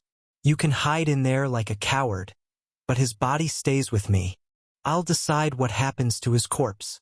Tears flowed freely from Lola's eyes as she realized she couldn't even bring Noah's body to safety. With trembling hands and a heart breaking into pieces, she slowly closed the shop door. Her back pressed against the solid wood as she slid down to sit on the floor, weeping with soul-deep anguish. But even through her grief, her survival instinct forced her to act. Her eyes landed on the shelves full of premium items, and she immediately began grabbing the most powerful enhancements available. Luxury fruit smoothies, mystical herbal teas, instant coffees. She consumed them all rapidly, desperate to restore her strength. The items flooded her system with renewed power, her depleted reserves refilling, while her attributes surged far beyond their exhausted levels. With a portion of her strength restored, she tried once again to retrieve Noah's body from outside, reaching through the shop's protections with every ounce of power she could generate. But Darian, now fully aware of what she was attempting and absolutely furious at being outmaneuvered, held Noah's corpse with unyielding determination. His dark element magic anchored the body in place while the other Grandmasters added their own strength to prevent any chance of body retrieval. No matter how much power Lola channeled into the attempt, she couldn't overcome the combined strength of multiple Grandmasters working together. Noah's body remained frustratingly out of reach, held hostage by enemies she couldn't fight without leaving the shop's protection. She was trapped in a sanctuary that had become a prison, surrounded by unimaginable power, but unable to use any of it to reclaim the one thing that mattered most. Darian cursed his terrible luck and turned furiously toward his assembled subjects. "Bring me Kale immediately." The reason for his summoning was simple. Kale Walker was the Grandmaster Mage who spent the most time observing and interacting with the dead shopkeeper and Lola. Kale had been engaged in holding back approaching light elf forces at the clearing's perimeter, but he immediately abandoned that position when his king's command reached him through communication crystal. Within seconds, He moved directly to Darian's side, bowing respectfully despite the obvious chaos surrounding them. "You summoned me, Your Majesty?" Kale asked carefully, sensing the dangerous fury radiating from his king. "Why didn't you mention that the demon possessed authority within the artifact?" Darian shouted, his composure completely shattered by rage and humiliation. "Why was I not informed that she could eject intruders or exercise such privileges inside that establishment?" His voice carried genuine threat, the kind of anger that could result in severe punishment or even execution for perceived incompetence or betrayal. The other dark elves present took subtle steps backward, recognizing that their king was on the edge of violence against anyone who had contributed to this disaster. Kale's expression showed genuine confusion mixed with concern at the unexpected revelation. "Your Majesty, I never knew this capability existed. During all my observations and transactions with them, they never demonstrated or even hinted at such authority. The demon always remained subservient to the shopkeeper, acting as guard or assistant rather than co-administrator." He spread his hands in a gesture of helpless honesty. "If they possessed such powers, they deliberately concealed them from everyone. I can only report what I witnessed, and nothing in their behavior suggested the succubus had independent control over the shop's functions." Darian's fury didn't diminish at the explanation, but he recognized that punishing Kale for information that had been deliberately hidden would be counterproductive. His anger needed a more appropriate target. His eyes suddenly snapped toward the approaching figure whose aura had been growing steadily stronger during their confrontation. Queen Seraphina had finally arrived, and the expression on her face promised violence. Seraphina finally arrived at the scene, her single remaining arm still radiating light magic while her face twisted with pain and fury. The injury Lola had inflicted was clearly taking its toll despite her attempts to stabilize the wound, blood still seeping through the magical tourniquet she had created. Both groups of followers immediately tensed as their leaders confronted each other. Dark Elf Grandmasters positioned themselves defensively around Darian, while the 3 Light Elf Grandmasters who had been dealing with the cat moved to flank Seraphina. The 2 commanders also arrived. Everyone waited for commands that could trigger the catastrophic battle that had been building for hours. The tension was suffocating, both sides exhausted but prepared to fight to the death if their monarchs demanded it. Seraphina's eyes first landed on Noah's corpse lying on the ground, Darian's dark spear still protruding from his chest. Her expression mixed hatred with grim satisfaction. The mysterious shopkeeper who had saved her whilst also providing resources to her enemies, and indirectly caused so much chaos, was finally dead. Good. One problem permanently eliminated. But her satisfaction was fleeting as she remembered why she had pursued so desperately in the first place. Her gaze snapped to Darian with renewed intensity. "Where is it?" Seraphina demanded, her voice carrying absolute authority despite the pain she was clearly suppressing. Darian frowned, genuinely confused by the vague question. "What are you talking about?" Seraphina's eyes narrowed with dangerous impatience. "Don't act like a fool, Darian. You know exactly what I'm asking about. Where is it?" Darian's frown deepened as genuine confusion replaced his initial wariness. "I have no idea what you're referring to. What is it?" Seraphina studied his expression carefully, her enhanced perception searching for any sign of deception. But his confusion appeared authentic, his body language and micro-expressions showing no indication that he was concealing possession of the prize she had sacrificed so much to obtain. Does he truly not know about the teardrop that was in the shopkeeper's possession? Seraphina thought, her mind working through the Possibio. That seems impossible given the circumstances, but his ignorance appears genuine. She mentally reviewed what had occurred since she last saw the precious fruit. The teardrop had been in the shopkeeper's hand when he first touched it at the World Tree. He had fallen unconscious immediately after making contact, suggesting the artifact was being processed by his body. The last she had seen it, the fruit was still clutched in his grasp, a small portion appearing to have been consumed or absorbed before she lost visual contact during the chaotic pursuit through the forest. After that, the demon's defensive efforts and the distance involved had prevented her from confirming whether he still held it. Darian couldn't have possibly used the teardrop himself, Otherwise his power would have surged dramatically and become immediately obvious to everyone present. The enhancement such an artifact provided would be unmistakable. The dead human lying on the ground couldn't have used it either, given his unconscious state throughout the entire pursuit and subsequent execution. So the only possible scenario that made logical sense was, the demon must have taken it for herself, Serafina concluded with bitter certainty.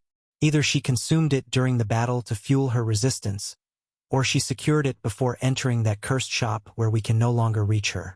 The realization that the prize she had sacrificed her arm and so much else to obtain was now beyond her grasp, protected by whatever defenses that shop possessed, filled Serafina with rage that threatened to overwhelm her remaining rationality.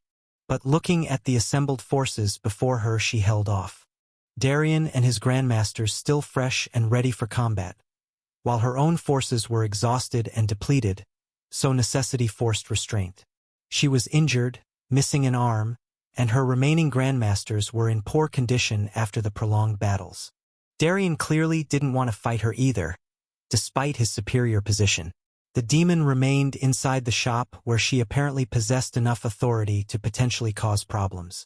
Starting a full-scale war with the Light Elves while that variable remained unresolved would be strategically foolish. Neither monarch wanted this confrontation to escalate further, but neither could afford to show weakness that might embolden the other. Serafina spat at Noah's corpse with contempt, the gesture expressing her fury at how this mysterious human had managed to cause such catastrophic disruption even in death. Everything that had gone wrong tonight could be traced back to his interference in their world. "Keep the corpse," Serafina said coldly, her single remaining arm gesturing dismissively toward Noah's lifeless body. Her tone made it absolutely clear this was a withdrawal rather than genuine concession or defeat. She had witnessed Darien's failed attempts to breach the shop and recognized the futility of remaining. The shopkeeper was dead, the teardrop was likely inside with the demon, and her own catastrophic injuries demanded immediate attention.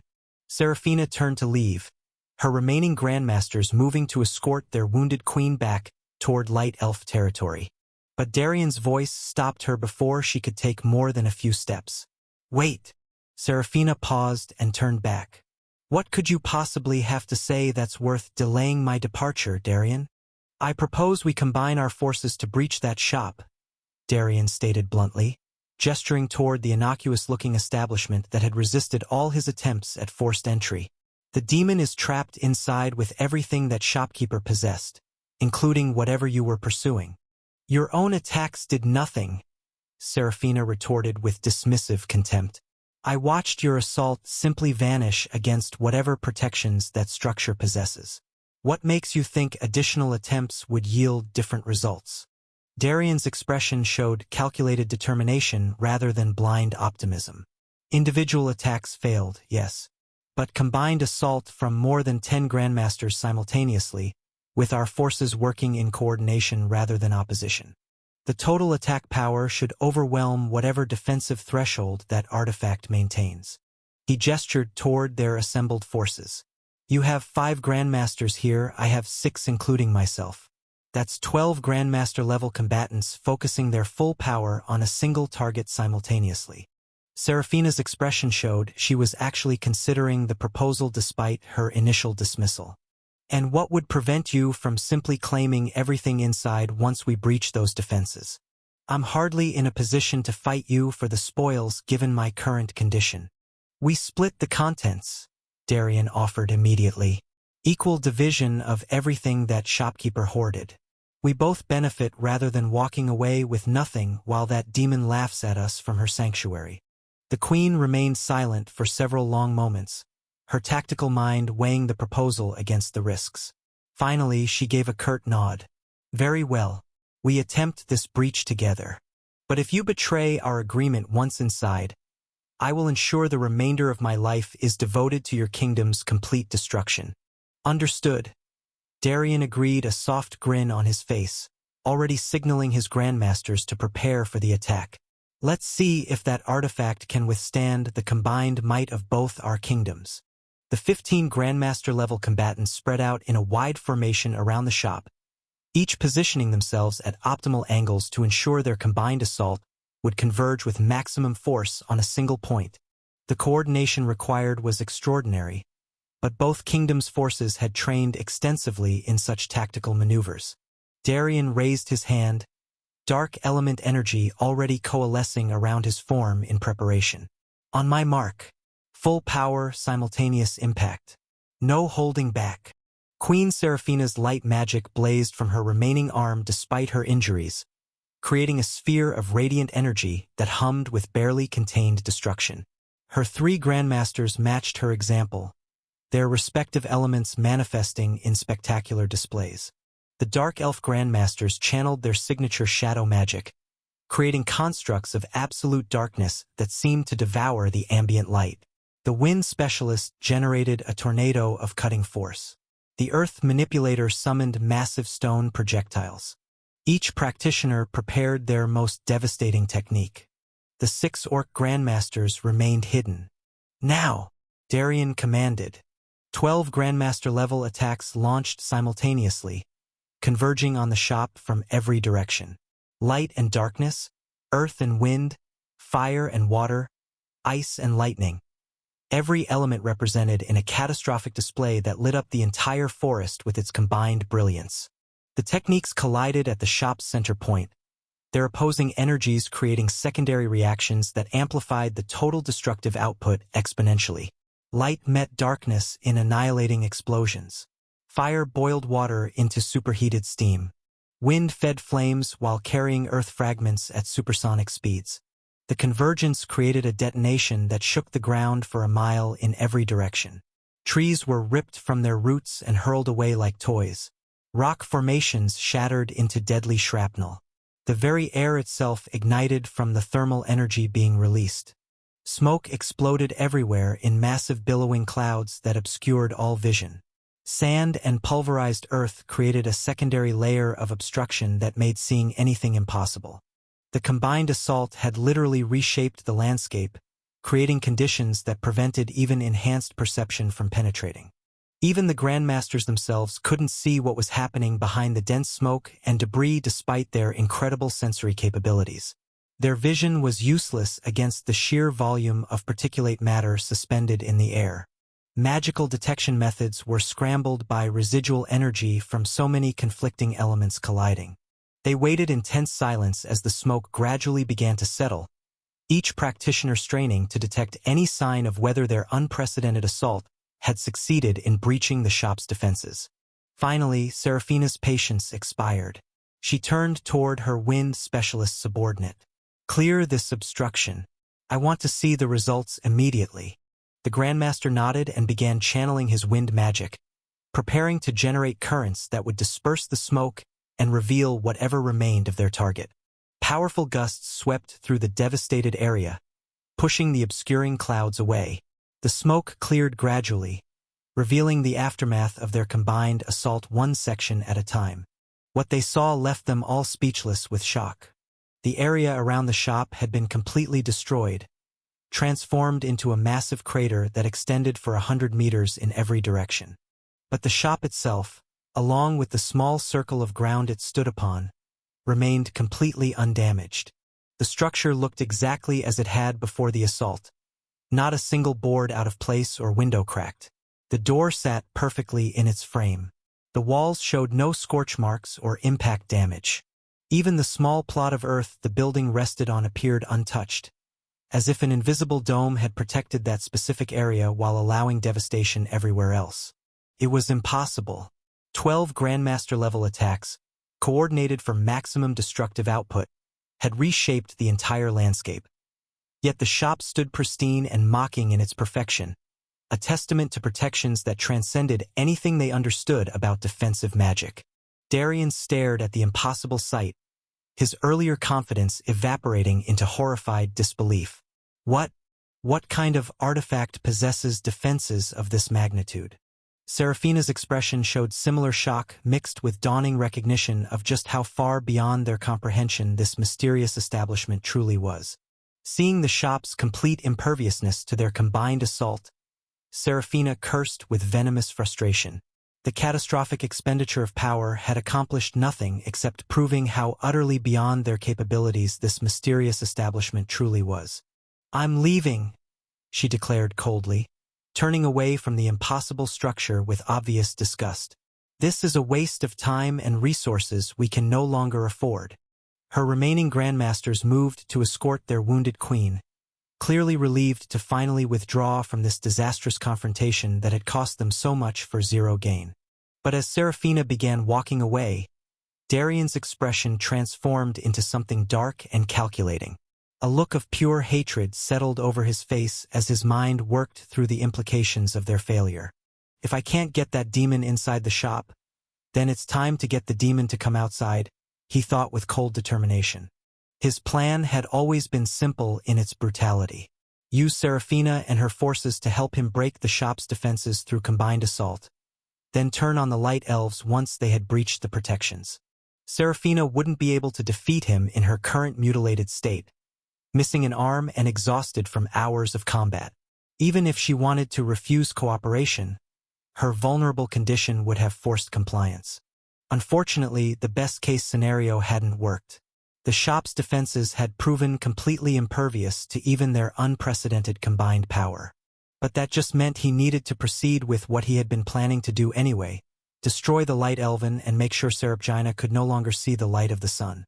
Darian turned to look at Serafina's retreating back and her accompanying subordinates. His hand moved in a subtle gesture that only his own forces would recognize as a signal. The 6 orc grandmasters who had been positioned at strategic distances suddenly began making their way toward the Light Elf group with obvious hostile intent. Their massive forms moved with surprising speed, and their overwhelming auras became visible as they could no longer hide their auras. Serafina sensed the approaching threat and turned sharply to identify what the massive auras represented. Her eyes widened as she recognized the orc warriors converging on her position with clear, aggressive purpose. Before she could process this betrayal, Darian himself attacked. His dark element magic manifested as a spear of shadow that shot toward her injured body. Serafina barely managed to raise a light barrier with her remaining arm, the defensive construct absorbing the assassination attempt but shattering from the force. "You backstabbing snake!" she screamed, fury and shock mixing in her voice. "We had an agreement. Agreements mean nothing when I can simply take everything by force," Darian replied with cold pragmatism, already preparing his next attack. He turned toward his assembled forces and commanded, "Slaughter them all. Leave no light elf alive to report what happened here." The dark elf grandmasters and orc warriors immediately engaged Serafina's 3 remaining grandmasters in brutal combat. The numerical advantage was overwhelming, 9 against 3, with one of those 3 being a critically wounded queen who could barely defend herself. Inside the shop, Lola watched everything unfold through the windows with eyes that had gone cold and empty. She had calmed herself down from her earlier grief-stricken breakdown, and what remained was something far more dangerous. Her heart had become ruthless in its calculation. She couldn't care less how many of them died in this escalating carnage. In fact, she wanted them all dead. If these kingdoms could kill each other off in their greed and treachery, that would save her the effort of hunting them down individually for revenge. But she wanted to kill Darian herself. She needed to take his heart out with her own hands and crush it slowly while he watched, making him experience even a fraction of the agony she felt watching Noah die. That specific death belonged to her, and she would tolerate no one else claiming it. As chaos erupted outside with light and dark elves locked in desperate combat, there was something critical that no one noticed in their focus on immediate survival and violence. Noah's body, which had been carefully placed inside a casket of solidified darkness that Darian had conjured to preserve and transport the valuable corpse, had long since disintegrated and disappeared from its sealed location. The dark construct remained intact and undisturbed, giving no external indication that anything had changed. But inside the magical container, where Noah's lifeless form should have been lying in state as proof of the Dark Elves' victory, there was now absolutely nothing. The body had vanished completely, as if it had never existed at all.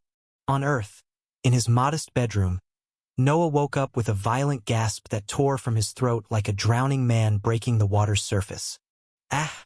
The scream was loud and involuntary, his body convulsing as phantom agony exploded through his chest. He clutched at his heart with both hands as if multiple swords were still embedded there, the memory of being impaled so vivid that his mind couldn't distinguish between past trauma and present reality. His body was drenched in sweat, his clothes soaked through as if he'd been submerged in water. Every nerve ending screamed with residual pain that shouldn't exist but felt devastatingly real despite his apparent wholeness. Looking around his familiar room with wild, disoriented eyes, Noah tried desperately to orient himself. The last thing he remembered was, what? His memory was incredibly fuzzy, fragmented images that refused to connect into coherent narrative. He clutched his head as a splitting headache made thinking almost impossible. System, what happened? Noah muttered through gritted teeth, hoping for clarity from the one constant presence he could rely on. Host, you've been slain. The system's response came with such casual nonchalance that it took several seconds for Noah's pain-addled brain to fully process what he'd just heard. When the meaning finally registered, his expression changed from agonized confusion to shocked disbelief. I've been what? Noah shouted with exasperated incredulity, his voice cracking between horror and the absurd comedy of hearing such catastrophic news delivered with all the emotional weight of a hello-hi conversation. Did you just casually mention that I died like you're telling me the mail arrived? He took several deep breaths, trying to calm his racing heart and organize his scattered thoughts. At least tell me what happened exactly? The last thing I remember is touching the world tree's teardrop fruit and then nothing. Everything after that is just blank. Host became unconscious as the system attempted to process the teardrop's concentrated life energy. Host's body could not handle the overwhelming power contained within the fruit. The processing required the system to allocate all resources to preventing permanent damage to Host's physical form and consciousness. During this vulnerable period, Host was killed by external forces. How did I die? Noah demanded, needing to understand what had occurred during his blackout. Who killed me? What happened to Lola and... That's it, Host. I have answered some of your questions. Now I need to return to processing the remaining energy from the teardrop fruit. You are banned from entering the medieval world for 24 hours as the penalty. Further questions will be addressed after the processing period concludes.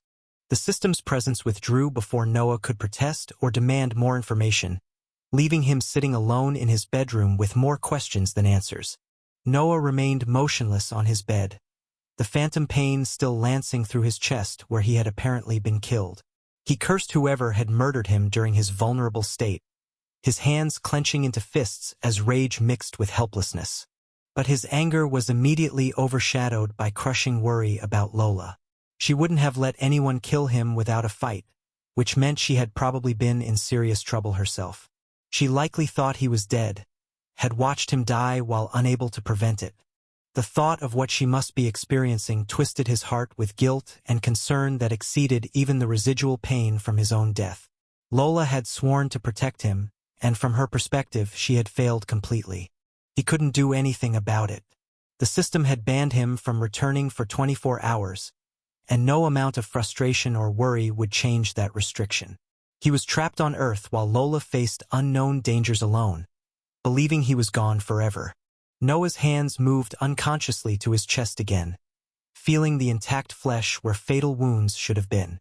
The 300% pain setting he had configured in the system seemed to persist even after death and resurrection, making the memory of being impaled feel as real as if it were happening in the present moment. He lay back on his bed, staring at the ceiling while trying to process everything. He had died, actually died, and somehow the system had brought him back, though the mechanism and full limitations of that resurrection remained unclear as the system left without explaining. 24 hours. He had to survive 24 hours of not knowing what was happening to Lola, whether she was safe, or if she had managed to escape whatever catastrophe had resulted in his death. It was going to be the longest day of his life. A sudden knock on his bedroom door made Noah jolt upright, his heart still racing from the residual trauma of his death experience. Noah? Are you okay? I heard you scream. His father's worried voice called through the door, concern evident in every syllable. Noah quickly wiped the sweat from his face and tried to steady his breathing. The last thing he wanted was to worry his father with the truth, that he had just died and resurrected in another dimension. That conversation would end either with his dad thinking he'd lost his mind or with explanations that would put his father in potential danger. "I'm fine, Dad. Sorry, I was just playing a game and got really frustrated," Noah called back, forcing his voice to sound more normal than he felt. He stood up on shaky legs and made his way to the door, opening it to reveal his father standing in the hallway with obvious concern written across his features. Alan looked his son over carefully, noting the sweat-soaked clothes and slightly wild eyes, but choosing not to comment on those details. Instead, a wry smile spread across his face as he shook his head with fond exasperation. "You're the same as when you were a child," Alan said with gentle amusement. "I remember you screaming just like that when you lost at video games back then too. Some things never change, I suppose." Noah managed a weak smile at the familiar teasing, grateful that his father was willing to accept the simple explanation rather than pressing for uncomfortable truths. "Yeah, I guess I never learned to control my competitive frustration. Sorry for worrying you." Unable to do anything about the situation in the medieval world, Noah decided he needed to go out and relieve some of the overwhelming stress threatening to consume him. Sitting in his room for 24 hours obsessing over Lola's fate would drive him insane. He grabbed his GTR keys and headed out, barely acknowledging his father's concerned look as he left the house.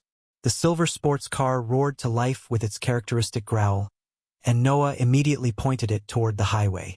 Once on the open road, he pressed the accelerator hard, watching the speedometer climb past legal limits with reckless disregard for consequences. The engine's power translated into pure velocity as the GTR ate up asphalt, the speed creating a temporary escape from the crushing weight of recent events. A speed camera's lights flashed in his rearview mirror after several miles of excessive speed. He didn't care about the fine. As for the points, he can sort it out with the right people.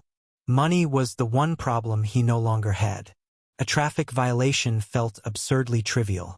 Despite his reckless speed, Noah had remained carefully aware of surrounding traffic throughout his drive. His enhanced attributes provided superhuman reflexes that allowed him to navigate at dangerous velocities while maintaining perfect control. He could process information and react faster than any normal human, making what would be suicidal speeds for others normal for someone with his capabilities. After the ticket, he continued driving but with slightly more restraint, eventually pulling off at a large shopping mall. He parked the GTR in the lot and sat for a moment, staring at the steering wheel while trying to decide what to do with himself. The thing he had most now was money. Over $25 million sat in his accounts, with more flowing in daily whether he did anything or not. Spending some of it to generate temporary dopamine seemed like the only constructive activity available to him. Noah entered the mall with no particular destination in mind, just wandering through the climate-controlled corridors while trying to occupy his racing thoughts with something. Anything, besides images of Lola fighting alone or grieving over his corpse. He found himself in an electronics store first, surrounded by the latest technology. High-end gaming systems, professional audio equipment, cutting-edge computers, all of it suddenly felt meaningless compared to magical artifacts that could actually enhance human capabilities. But he purchased several items anyway, letting the transaction process provide brief distraction. A clothing store came next, where he bought expensive designer pieces without really looking at them or caring about price. Jewelry, watches, luxury goods. Noah moved through stores, spending thousands of dollars on items he didn't need and probably wouldn't use. The shopping bags accumulated in his hands, physical proof of wealth that couldn't solve his actual problems. But no amount of material consumption could fill the gnawing worry about Lola or erase the phantom pain still echoing in his chest from the spear that had killed him. The dopamine hits from purchasing were fleeting and unsatisfying, leaving him feeling more empty with each transaction. Noah eventually found himself sitting on a mall bench, surrounded by shopping bags, staring blankly at the crowds of normal people going about their normal lives. They had no idea that other dimensions existed, that magical powers were real, or that he had died and somehow returned. After his shopping spree was done, Noah began to leave the mall with multiple bags in his hands, Designer labels from all across the world and sectors with other premium brands that represented more money than many people earned in a year. The logos were unmistakable to anyone who recognized luxury goods. People walking through the mall looked at him with various expressions of envy, jealousy, and shock as he passed through the corridors toward the exit. Some were envious of his obvious wealth, their eyes tracking the expensive purchases with desire for a lifestyle they couldn't afford. Others felt bitter jealousy at his apparent ease with spending what they could only dream of having. Still more were genuinely shocked by his physical strength and seeming fearlessness.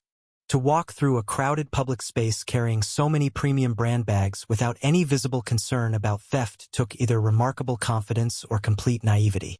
The fact stood that everyone could see Noah walking alone with nobody by his side, whether it was friends or bodyguards.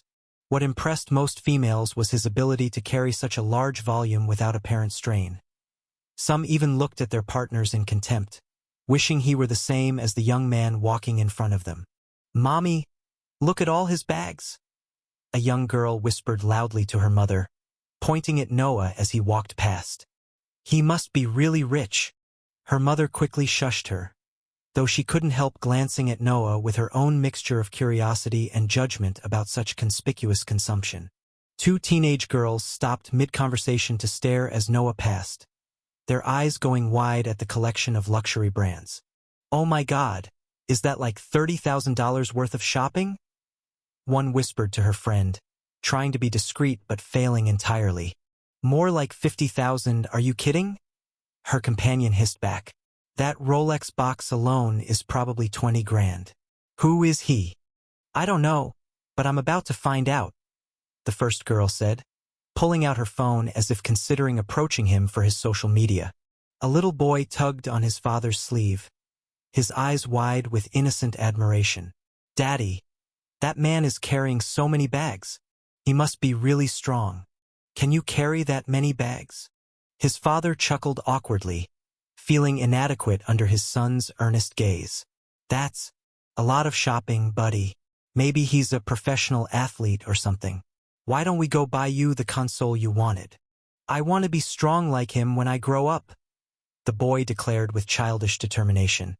An elderly couple watched Noah pass with disapproving expressions, the woman leaning toward her husband to comment. Young people these days, flaunting their wealth so shamelessly. No modesty at all. A group of young men near the food court observed Noah with obvious envy mixed with resentment. "Must be nice having daddy's money to throw around," one muttered bitterly. "Nah, look at how he carries himself. That's not some spoiled rich kid. He might have earned that himself." Another observed more perceptively, although his observation was mostly based on the manhwa books he read at home. "You're seeing things. He's just shopping like everyone else. Those things you read sure affect your grip on reality. Then why aren't you walking up to grab one of those bags if he's so harmless?" the second challenged, and his friend fell silent. A young woman in business attire paused her phone conversation to watch Noah walk by, her professional assessment more calculating than emotional. She recognized quality when she saw it, both in the merchandise and in the person carrying it. The way he moved suggested confidence that went beyond mere wealth. "Noah!" Noah's dazed mind snapped back to the present, and he turned to see who was calling his name. The voice felt oddly familiar, triggering memories he had completely forgotten about under more pressing concerns. He turned around fully to find a person he genuinely didn't expect to see. Sophia, the girl that Aunt May had enthusiastically set him up with on a blind date back when he first received the system and was still desperately poor, trying to navigate this world with his startup.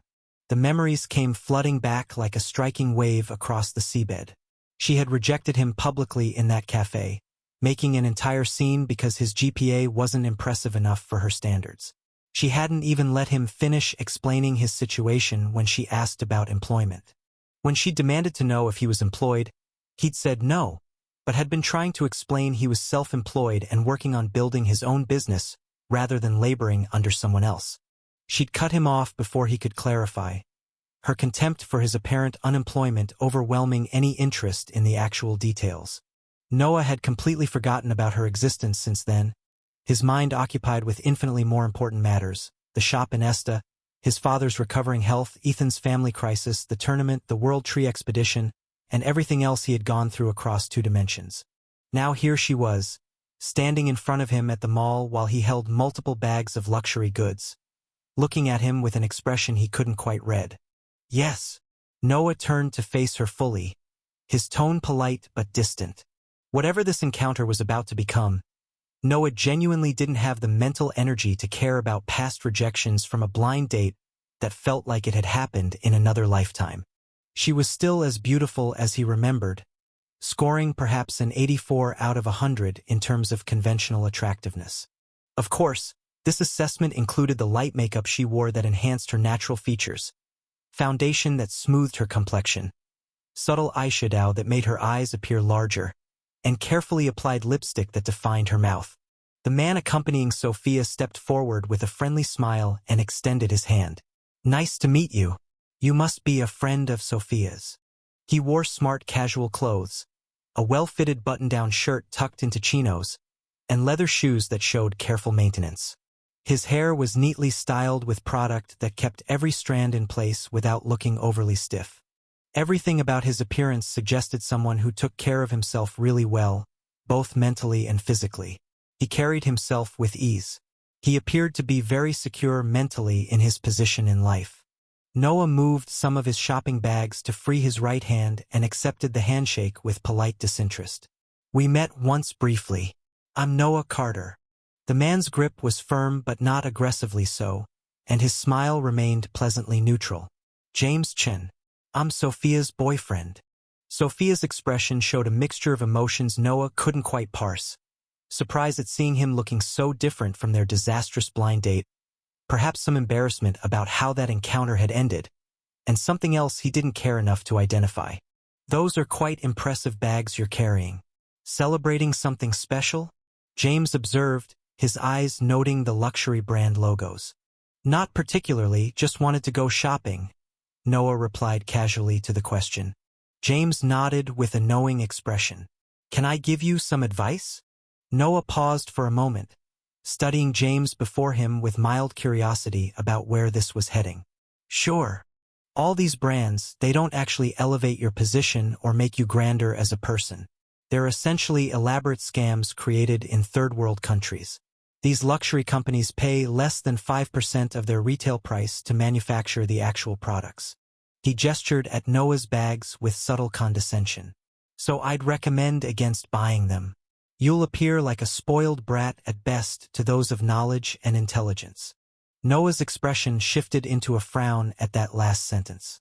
He had somewhat agreed with the man's initial points about luxury brand markups and manufacturing costs. Those were factual observations about the industry. But that final comment was clearly passive-aggressive, delivered with just enough plausible deniability to seem like helpful advice while actually being an insult. He's trying to score points in front of his girlfriend. Weak, Noah thought. The transparent attempt to establish dominance through unsolicited criticism was pathetically obvious to someone like Noah, who had been through this multiple times in his life. But Noah wasn't about to let this man trample on him without consequences. He was no longer the same person who didn't have the power or confidence to speak. "You're absolutely right that these brands are overpriced. The markup is obscene, the manufacturing costs are minimal, and the perceived value is largely artificial," Noah said calmly, his tone remaining neutral. Yet, somehow, James felt some sort of undertone that made his smile falter slightly. Noah paused, letting that agreement hang in the air before continuing. "But here's the thing about being able to afford obvious scams. It means the money genuinely doesn't matter. When you can waste $50,000 on a shopping trip and not even notice it missing from your account, the smart financial decision stops being relevant. I'm not buying status symbols because I need validation. I'm buying whatever catches my eye because I literally cannot spend money fast enough to make a dent in what I earn." Noah's eyes met James's directly, his expression showing no hostility, just stating facts. "So while I appreciate the financial advice, I think it's better suited for people who actually need to worry about their budget. Which clearly you do. Otherwise, you wouldn't be so concerned about how other people spend their disposable income." James's face turned slightly pink as he caught the meaning behind Noah's words. He was not a fool. The meaning was as obvious as daylight. The passive-aggressive act he'd been projecting had just been completely dismantled and reversed. "Anyway, nice meeting you both," Noah said with finality, already turning to leave. He didn't wait for a response, simply walking away while carrying his bags with the same stride that had drawn attention in the first place. He ignored both of them completely as he headed toward the parking lot, their presence already forgotten as his mind returned to more important concerns. Behind him, the small crowd that had witnessed the exchange began murmuring among themselves. "Did that guy just get completely destroyed?" Someone whispered. "Yeah, he tried to act superior and got shut down so hard. That's what happens when you give unsolicited advice to people you just met." A young woman observed with obvious satisfaction at the result of the encounter. Juicy drama like this wasn't a daily thing, so when it came, it was always welcomed by the folks. Humans were naturally like this, whether it was engraved in their genes or not. The way he just walked away without even caring about their reaction. That's real confidence. Another person added with admiration. An older businessman who had been watching nodded approvingly to his companion. That young man understands something important. When you actually have wealth, you don't need to justify or explain it to anyone. Whilst understanding that brands don't necessarily elevate you in rankings, it does pave the way. Your demeanor, clothes, generosity, and possessions all play a vital role in a communication that many disregard, and that is body language. The businessman's friend nodded his head. That's indeed true, no matter how many people fool themselves. Looks matter. After all, they are the first gate that any person encounters. "This guy looks like he wants to disappear," someone else laughed quietly. His face turned pink like a schoolboy getting scolded. Sophia stood frozen, her expression showing complicated emotions as she watched Noah's retreating figure. The man she had dismissed so contemptuously during their blind date had just casually revealed he could spend more in an afternoon than most people earned in a year, and he'd done it while making her current boyfriend look small and insecure. James cleared his throat awkwardly, trying to recover his composure. Well, he was clearly just bragging to save face. Despite the loss of face and confusion over what had just transpired, Sophia didn't act rashly or create a scene. She was smarter than that, recognizing that dwelling on the encounter would only make things worse for both of them. She sighed softly before reaching out to grab James's hand, gently tugging him away from the area. "Let's go." James followed her lead silently, his earlier confidence visibly shaken as they walked through the mall corridors. He could feel the lingering stares from people who had witnessed his attempted advice backfire. Only when they reached a quieter section where they were no longer the center of attention did Sophia finally speak. "You didn't need to do that, James. I picked you because you're intelligent. You're smarter than that guy will ever be, regardless of how much money he was throwing around back there." She waved her hand dismissively, as if Noah's entire existence was beneath consideration. He probably just got incredibly lucky by winning a lottery ticket or inheriting money from some relative, then went out splurging it all like an idiot with no financial sense. "I actually know him from before. We had a blind date once that a friend of my mother had arranged." James looked at her, his wounded pride finding comfort in her words. Sophia continued with growing confidence in her assessment. "He had a terrible GPA back then, no real job prospects, and he even rode a bicycle to come meet me at the cafe. Can you imagine? A bicycle like some college student too poor to afford a car. That's the kind of person he was just months ago." She shook her head with certainty. "That's so presumptuous of him, acting superior just because he suddenly has some money to waste. I could tell he wasn't an intelligent person from the way he spoke back there. Just bragging and posturing without any real substance." Humph. The rationalization seemed to restore some of James's equilibrium. If Noah really was just some lucky idiot with temporary wealth and no actual capabilities, then his earlier defeat felt less significant. Sophia grabbed his arm affectionately, pressing close as they walked. "I was just curious about what happened to him after our disastrous blind date, but it really doesn't matter. He's not worth our time or attention. Why don't we go and study for our master's program? We have that important exam coming up next week." James nodded, his confidence gradually returning now that the encounter had been reframed in more favorable terms. "Yeah, let's do that. Want to grab some coffee on the way? That new place near campus supposedly has an excellent study atmosphere." "Yeah, that sounds perfect," Sophia agreed with a warm smile. With that settled, the couple left the mall with their own constructed narrative about Noah's situation. One that preserved their self-image and dismissed his obvious wealth as mere luck rather than genuine achievement. It was easier to believe he'd stumbled into money than to accept that the man she'd rejected so publicly might actually be far more successful than either of them. They walked to James's modest sedan, both already mentally moving past the uncomfortable encounter toward the familiar comfort of their academic pursuits and carefully planned future together. In another part of the world, far from Noah's casual shopping expedition, a young man lay motionless on a hospital bed. His injuries had yet to fully recover despite the advanced medical treatment he'd received. Broken bones were slowly knitting back together, internal damage was healing gradually, but the psychological wounds ran far deeper than the physical ones. His eyes were open, staring at the ceiling with an intensity that made the air around him feel like poison. Anger, hate, fury, and all sorts of negative emotions could be seen burning in those dark pupils like ravaging flames. "What did Master say, senior brother?" The young man in question was none other than Kenzo, the fighter who had attempted to poison Noah during the tournament and subsequently been brutally defeated in the final match. Saika stood beside the hospital bed, looking down at his junior brother with an expression of obvious pity. He had also been defeated by Noah, though his injuries were less severe than what Kenzo had suffered. The tournament finals had left Kenzo with catastrophic damage that might not heal. Kenzo's hands clenched tighter beneath the hospital sheets as he registered that look of pity on his senior brother's face. Even when it came from family, from someone who cared about him, he absolutely hated receiving pity. He hated feeling powerless and vulnerable. He had spent his entire martial arts career making others feel pity for those who opposed him, crushing opponents so thoroughly that spectators felt sympathy for his victims. Yet today he was experiencing the exact same degrading emotion from the other side. "I'm unable to reach Master directly," Saika admitted with frustration. "He's currently in deep seclusion for his breakthrough attempt. The meditation chamber is completely sealed off from external communication." Kenzo's head turned sharply, annoyance flashing across his features.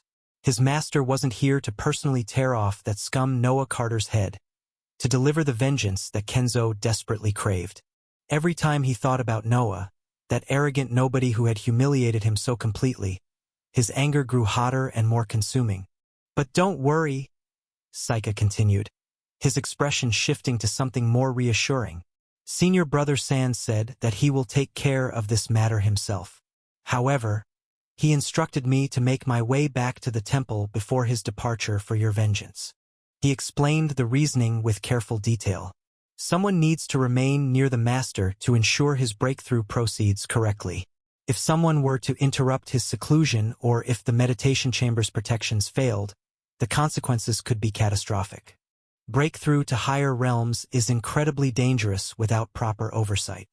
Kenzo's eyes suddenly lit up with renewed hope and vicious satisfaction. Their senior brother Sand was a genuine force of nature, someone whose capabilities exceeded both Kenzo and Saika combined. Unlike what most people assumed, that he and Saika were Master Hideaki's only two disciples, they were completely wrong about the master's number of students. Sand had simply remained hidden from public view because of his exceptional potential, overwhelming power, and most importantly, secret identity. Their master had only recently recruited him, yet Sand had instantly become acknowledged as their senior brother despite his late entry. The decision was based purely on his demonstrated strength and impressive background that even Master Hideaki respected. "That's good. Really good. Ha ha ha." Kenzo's laughter was harsh and filled with dark satisfaction. "That bastard Noah Carter is about to die. Senior Brother Sand doesn't show mercy to anyone he fights. He'll make that arrogant fool regret ever crossing paths with us." His broken body trembled on the hospital bed with anticipation of the vengeance that would soon be delivered on his behalf. Sand's involvement meant Noah's days were numbered, and Kenzo could already imagine the delicious reports he would receive about his enemy's suffering and death. "All right, rest well. You need to get better soon?" Saika said, placing a reassuring hand on his junior brother's shoulder. "I'll make my way to the temple immediately, so that Senior Brother Sand can depart and get your payback." Kenzo nodded. His mood dramatically improved after the news Saika had delivered. The thought of Noah Carter suffering at Sand's hands brought genuine comfort that even his physical pain couldn't diminish. He settled back into his pillows with something approaching satisfaction, imagining all the ways his senior brother might make that arrogant bastard suffer. Unfortunately, his improved mood didn't last long. The door opened, and the lead orthopedic surgeon entered with a grim look on his face. The doctor's body language alone telegraphed that he was about to deliver bad news. The doctor began by addressing them formally, then moving on to the news he was about to share.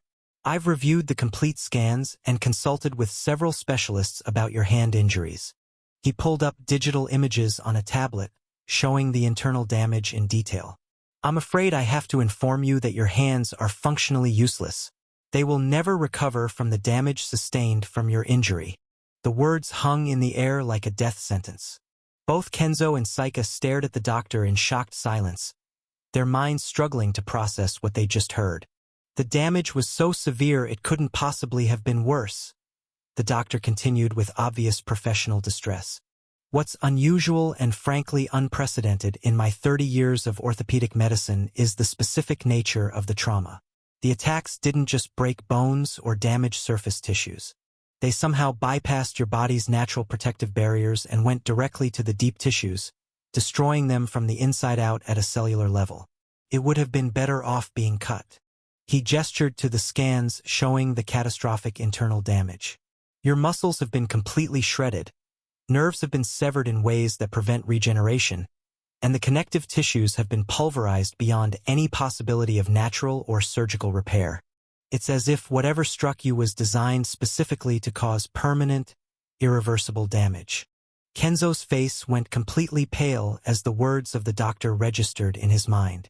His weapons, the tools of his martial arts career, the weapons he had spent decades perfecting, the instruments that had crushed so many opponents were permanently destroyed. "No, you're wrong. Get better doctors. Specialists from Europe. I don't care what it costs. Mr. Kenzo, I understand this is difficult to accept," the doctor said with genuine sympathy. "But we've already consulted with the world's leading hand surgeons. The consensus is unanimous. The damage is simply too extensive and too unusual for any known medical intervention." Kenzo's eyes went wild as denial transformed into desperate rage. "Fix them. Do surgery. I'll pay anything. There's nothing to fix," the doctor stated bluntly, recognizing that false hope would be crueler than the harsh truth. "The tissues are dead or dying at the cellular level. We need to amputate, but we can't give you prosthetics because there are no cells or anything that's alive from your shoulder and down. You can't use prosthetics even if you wanted to. As for reconstruction, it's impossible." "I'm truly sorry." Kenzo's breathing became ragged as reality forced itself through his denial. His entire identity, everything he had built his life around, was centered on his martial arts abilities. And now his hands, the most crucial tools of any fighter, were permanently crippled. Tears began streaming down his face, not from physical pain but from the absolute devastation of having his future ripped away. That bastard Noah Carter did this to me." His voice broke into something between a sob and a scream. "Noah Carter. I'll kill him.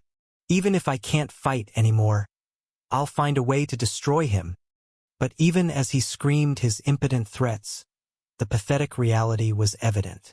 He was a crippled fighter lying in a hospital bed, his career destroyed, his hands useless, while the man who had done this to him was walking around freely without any consequences. Saika watched his junior brother's breakdown with complicated emotions, pity for his suffering, and for his fate after his crippled state. As much as he wanted to disbelieve the doctor, he knew that what he was saying was true. This was not a random doctor after all. This was one of the top surgeons of their country, and he had connections with the best doctors across the world. Kenzo continued sobbing and screaming alternately, his mind unable to cope with the sudden transformation from rising martial arts star to permanently disabled has-been. Everything he had worked for, every dream he had nurtured, every ambition he had cultivated. All of it had been obliterated in a single tournament match by someone he had thought was nothing but a toy to play with and break before discarding. Host: Noah Carter. Age 28. Shop level 2. Daily revenue: $2,153,000 or equivalent. Current assets: $25,162,340. Shop points: 32,890. Attributes: Strength 90, Vitality 420, Intelligence 270, Agility 90. Skills: Level 15 Smiley Face Mana Control, Aura Wind Manipulation Body Tempering. Level 14 Smiley Face Swordsmanship. Level 5 Smiley Face Photographic Memory, Fire Manipulation. Level 3 Smiley Face Surviving on Ramen, Cooking, Finance, Gaming. Level 2 Smiley Face Programming. Staring at his status screen in the quiet of his bedroom, Noah clenched his fist until his knuckles went white. He had thought he had come so far in his journey, having reached levels of power that never in a million years could he have even dreamed of achieving back when he was struggling to afford instant ramen. Being able to battle master rank beasts at his current rank without any enhancements had made him feel capable. Being able to stand against grandmaster opponents when using his premium items had filled him with confidence that he was finally becoming someone who mattered, someone who could protect what he cared about. Yet even then, it wasn't enough. All that power, all that growth, all those improvements, and he'd still died. He'd been killed while unconscious and vulnerable, unable to defend himself or the people depending on him. Lola had fought desperately to protect his helpless body, and he couldn't even remember what had happened to her after his death. Am I really such a loser? Noah whispered to himself, the question cutting deeper than any physical wound. He began to doubt everything: his capabilities, his decisions, his worth. His previous failures from before the system came flooding back with renewed weight.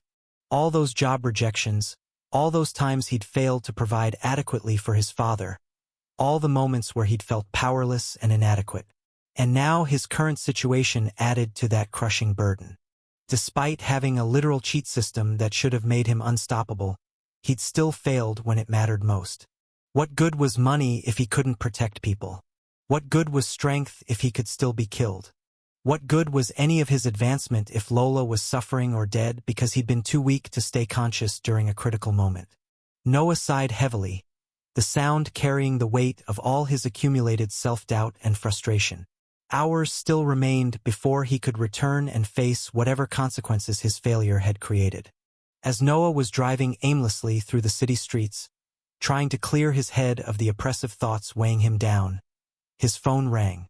Ethan's name appeared on the car's display screen. Noah answered through the GTR's hands-free system. Hey, Ethan. Noah, are you still coming? Ethan's anxious tone came through the speakers immediately, without any greeting or pleasantries. His voice carried genuine worry mixed with desperate hope. Noah's mind suddenly snapped back to something he had completely forgotten in the chaos of recent events. Ethan's father had been pulled into that insurance scam, the staged car accident followed by extortion. Noah had told them to arrange a meeting with the criminals since he'd been occupied with the tournament at the time. The appointment must be today. Yes, I'm still coming, Noah confirmed immediately, his earlier self-doubt momentarily pushed aside by the need to help his family. This was something concrete he could actually do, a problem he could solve with the resources and capabilities he possessed. He changed direction and drove toward Ethan's house with renewed purpose. When he arrived, Smith was waiting outside, looking considerably more stressed than Noah had ever seen him. The normally composed corporate executive showed visible signs of strain.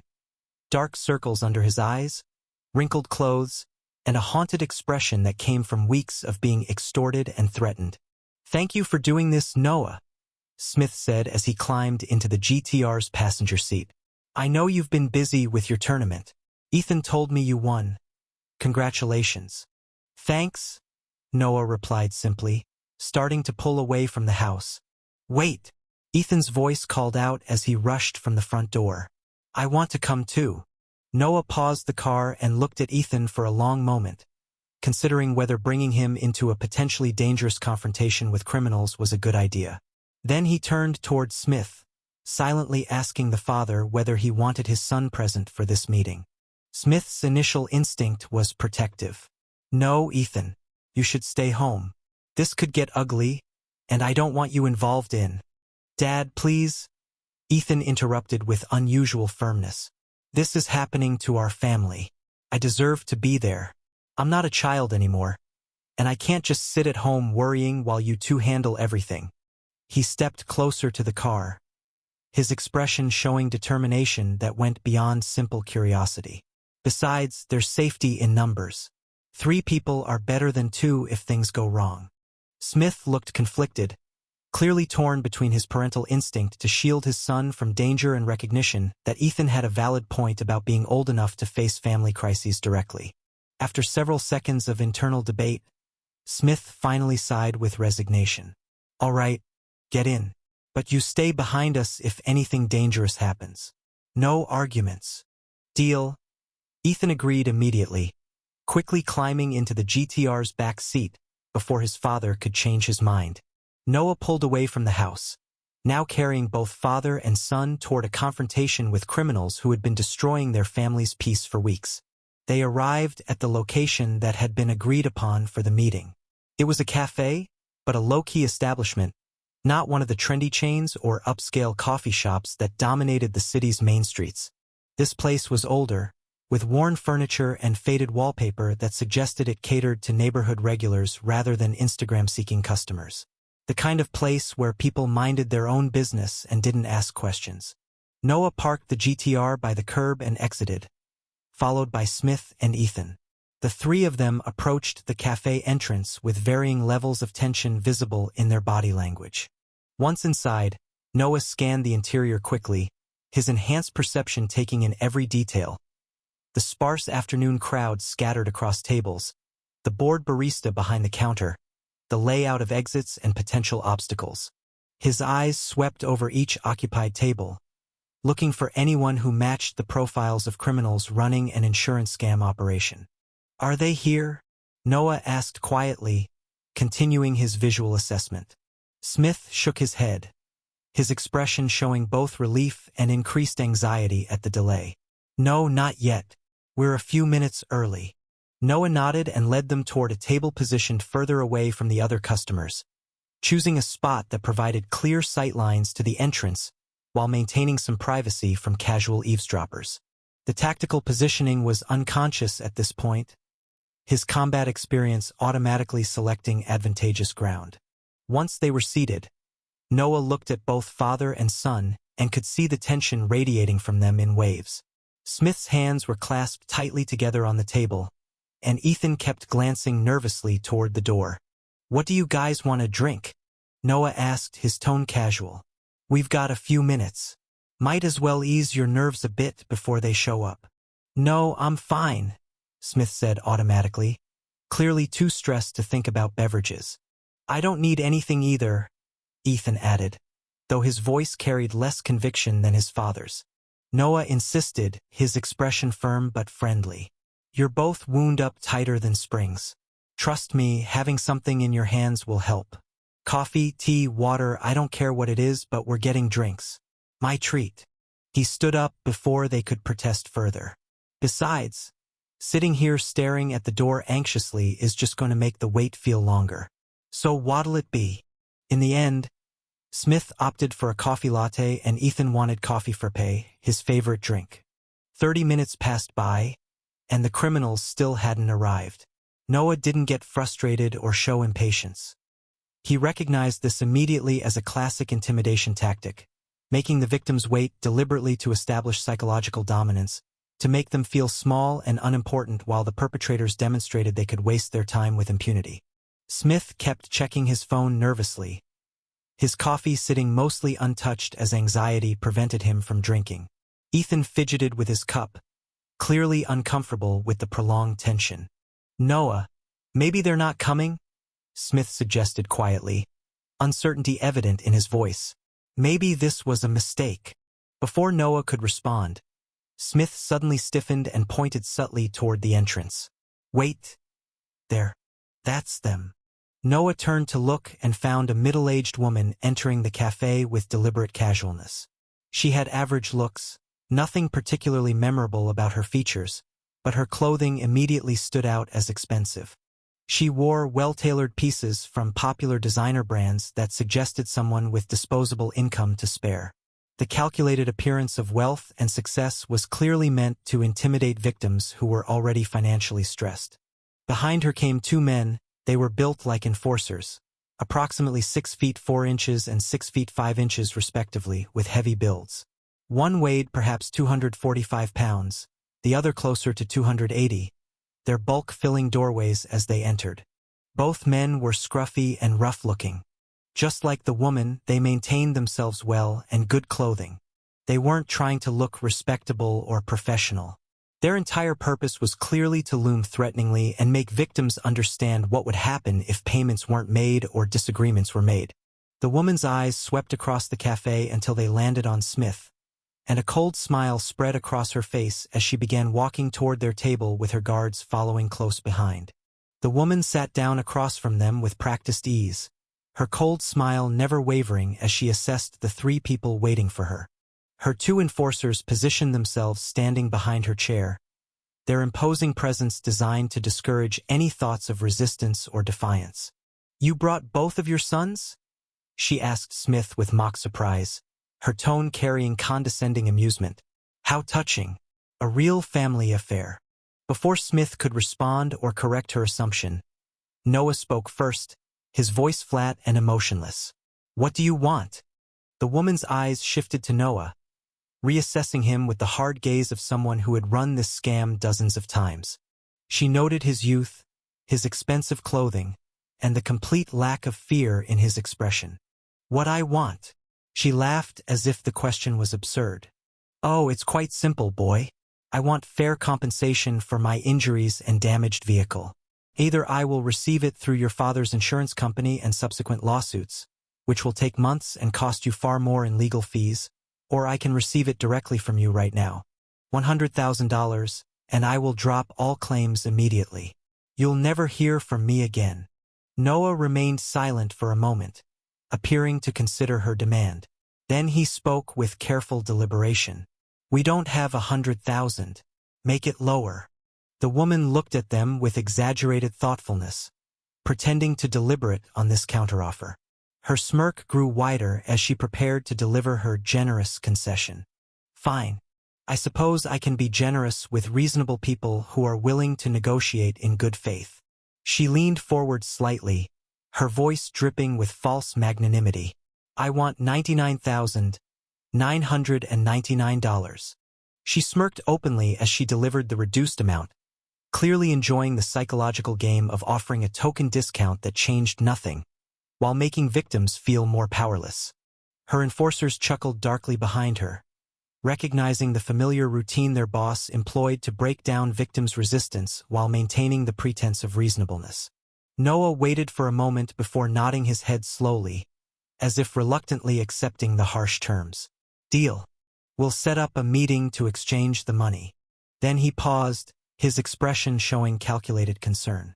"But how do I know that you won't open a lawsuit right after the money exchange is done?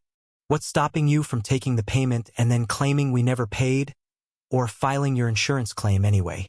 The woman's smirk widened, clearly pleased that her victim was smart enough to ask the right questions, but not smart enough to realize he was still being scammed. "A reasonable concern. I appreciate dealing with intelligent people." She reached into her designer handbag and withdrew a printed document. "I'll provide you with a signed settlement agreement and release of all claims.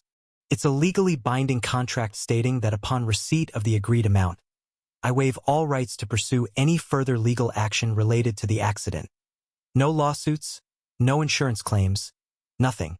Once you pay and I sign this in front of witnesses, I'm legally barred from taking any additional action." She slid the document across the table for them to examine. It did appear to be a legitimate legal form, with appropriate language about release of liability and settlement of claims. The type of document that would indeed prevent her from pursuing further action once signed and executed. My lawyer prepared this specifically for situations where we can reach amicable settlements without involving the courts, she continued smoothly. It protects both parties. You get certainty that this matter is completely resolved, and I get fair compensation for my suffering without years of expensive litigation. Smith leaned forward to examine the document, his corporate experience allowing him to recognize that the format and language appeared legitimate, even if the entire situation behind it was fraudulent. Noah also checked the document, then appeared to consider this for several moments, then nodded with apparent satisfaction. All right then, we'll head to the bank right now to withdraw the money. While we're doing that, you get that settlement agreement properly prepared. As for witnesses, the coffee workers should be sufficient. We'll meet back here in 2 hours? That should give us enough time to handle the banking side of things. He stood up as if the matter was settled. The woman looked momentarily surprised that her victims were being so cooperative and businesslike about the transaction.